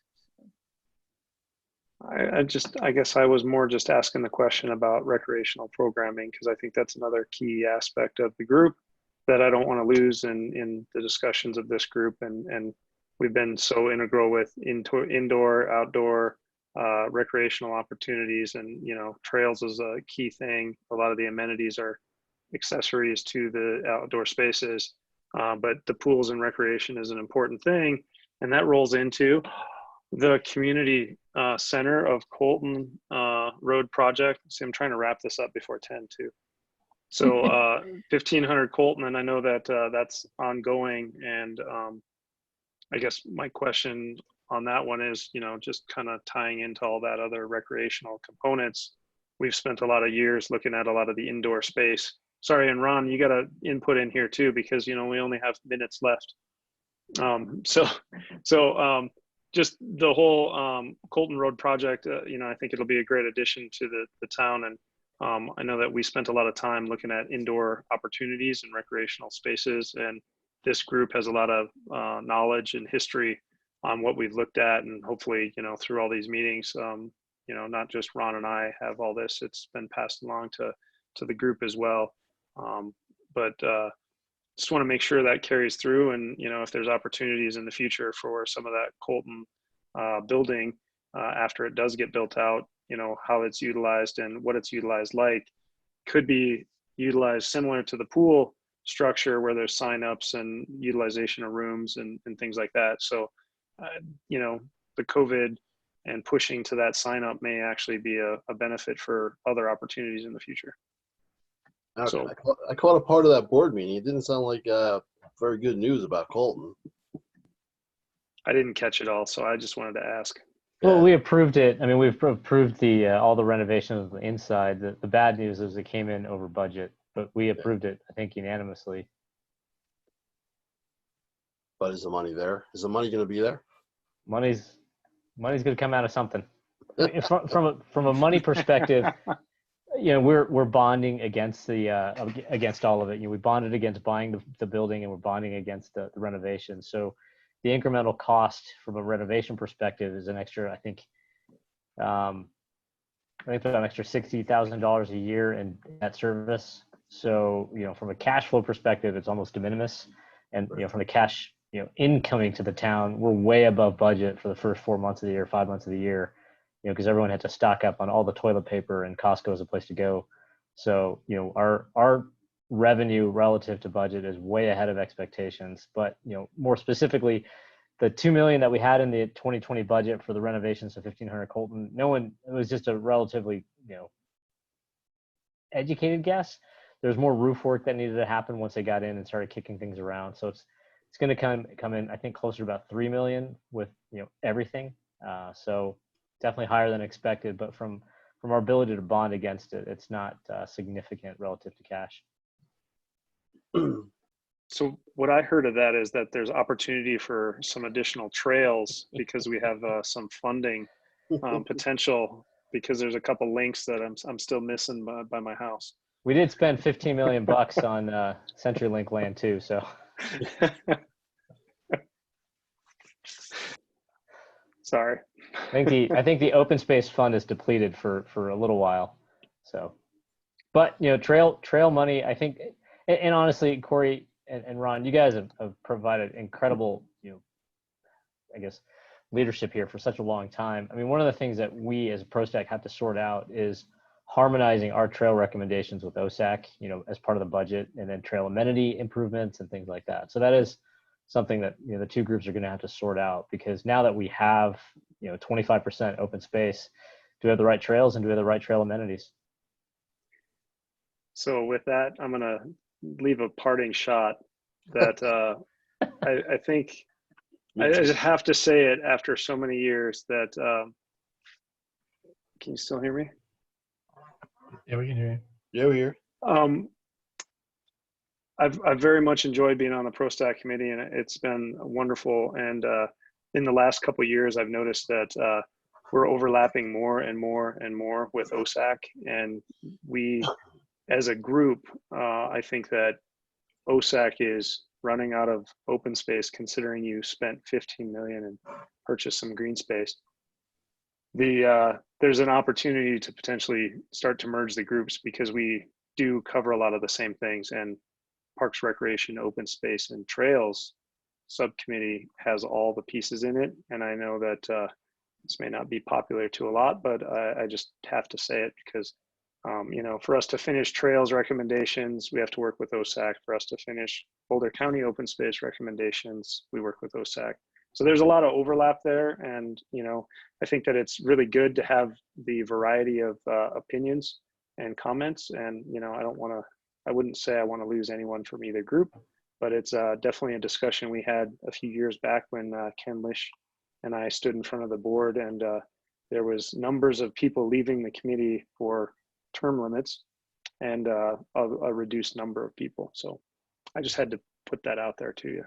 But Well, Todd's going to do a just great remember job. going forward that PROSTAC and OSAC have two totally different responsibilities. So one's supposed to be active, one's supposed to be non-active. So, and you may be right. It could be we were probably getting close to merging them, but it's always best to have two separate thought processes when it comes between open space compared to park and recs. So, my only opinion on that is if OSAC is really about inactive spaces, they spend a lot of time on trails.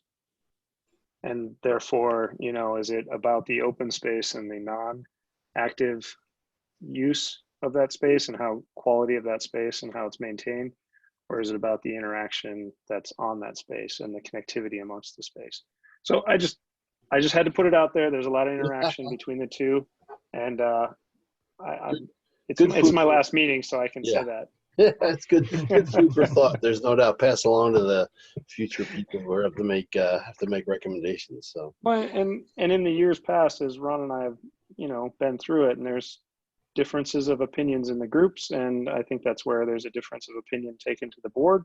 But as you saw, you know, there's always a joint recommendation, so it's still a balance of those two opinions by the time it gets to the board. So you guys will continue the process, and you know, I know you guys will do great.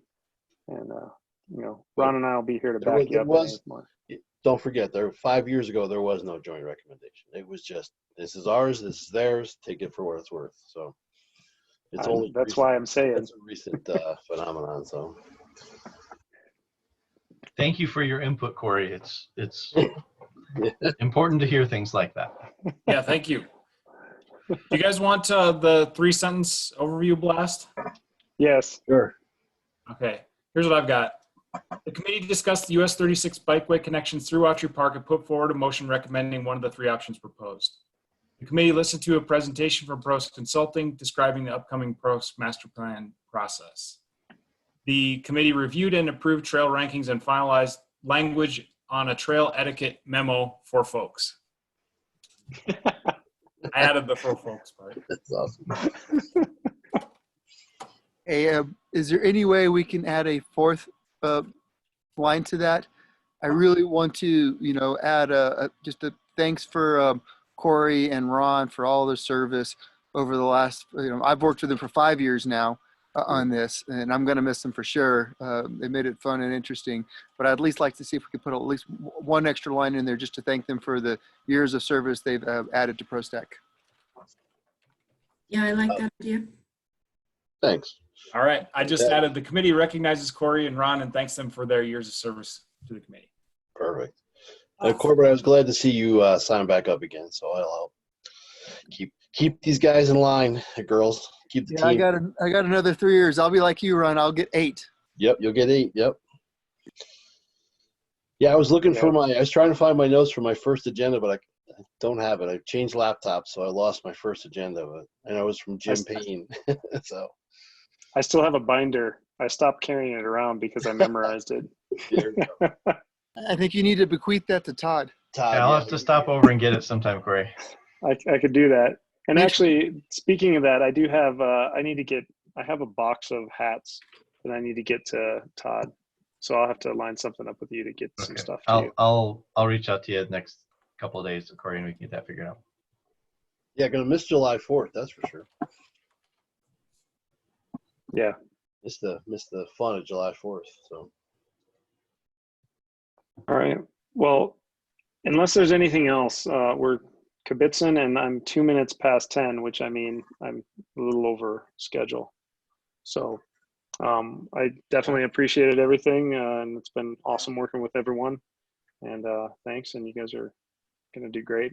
Excited to see what comes out in the next year of this master plan. I think it's going to be awesome. So with that, Thank meeting adjourned. See you guys. Thanks, Corey and Ron. Bye, everyone. Thanks, Corey and Ron. Yeah, Yeah. thank you. we'll see you around. All right. See ya.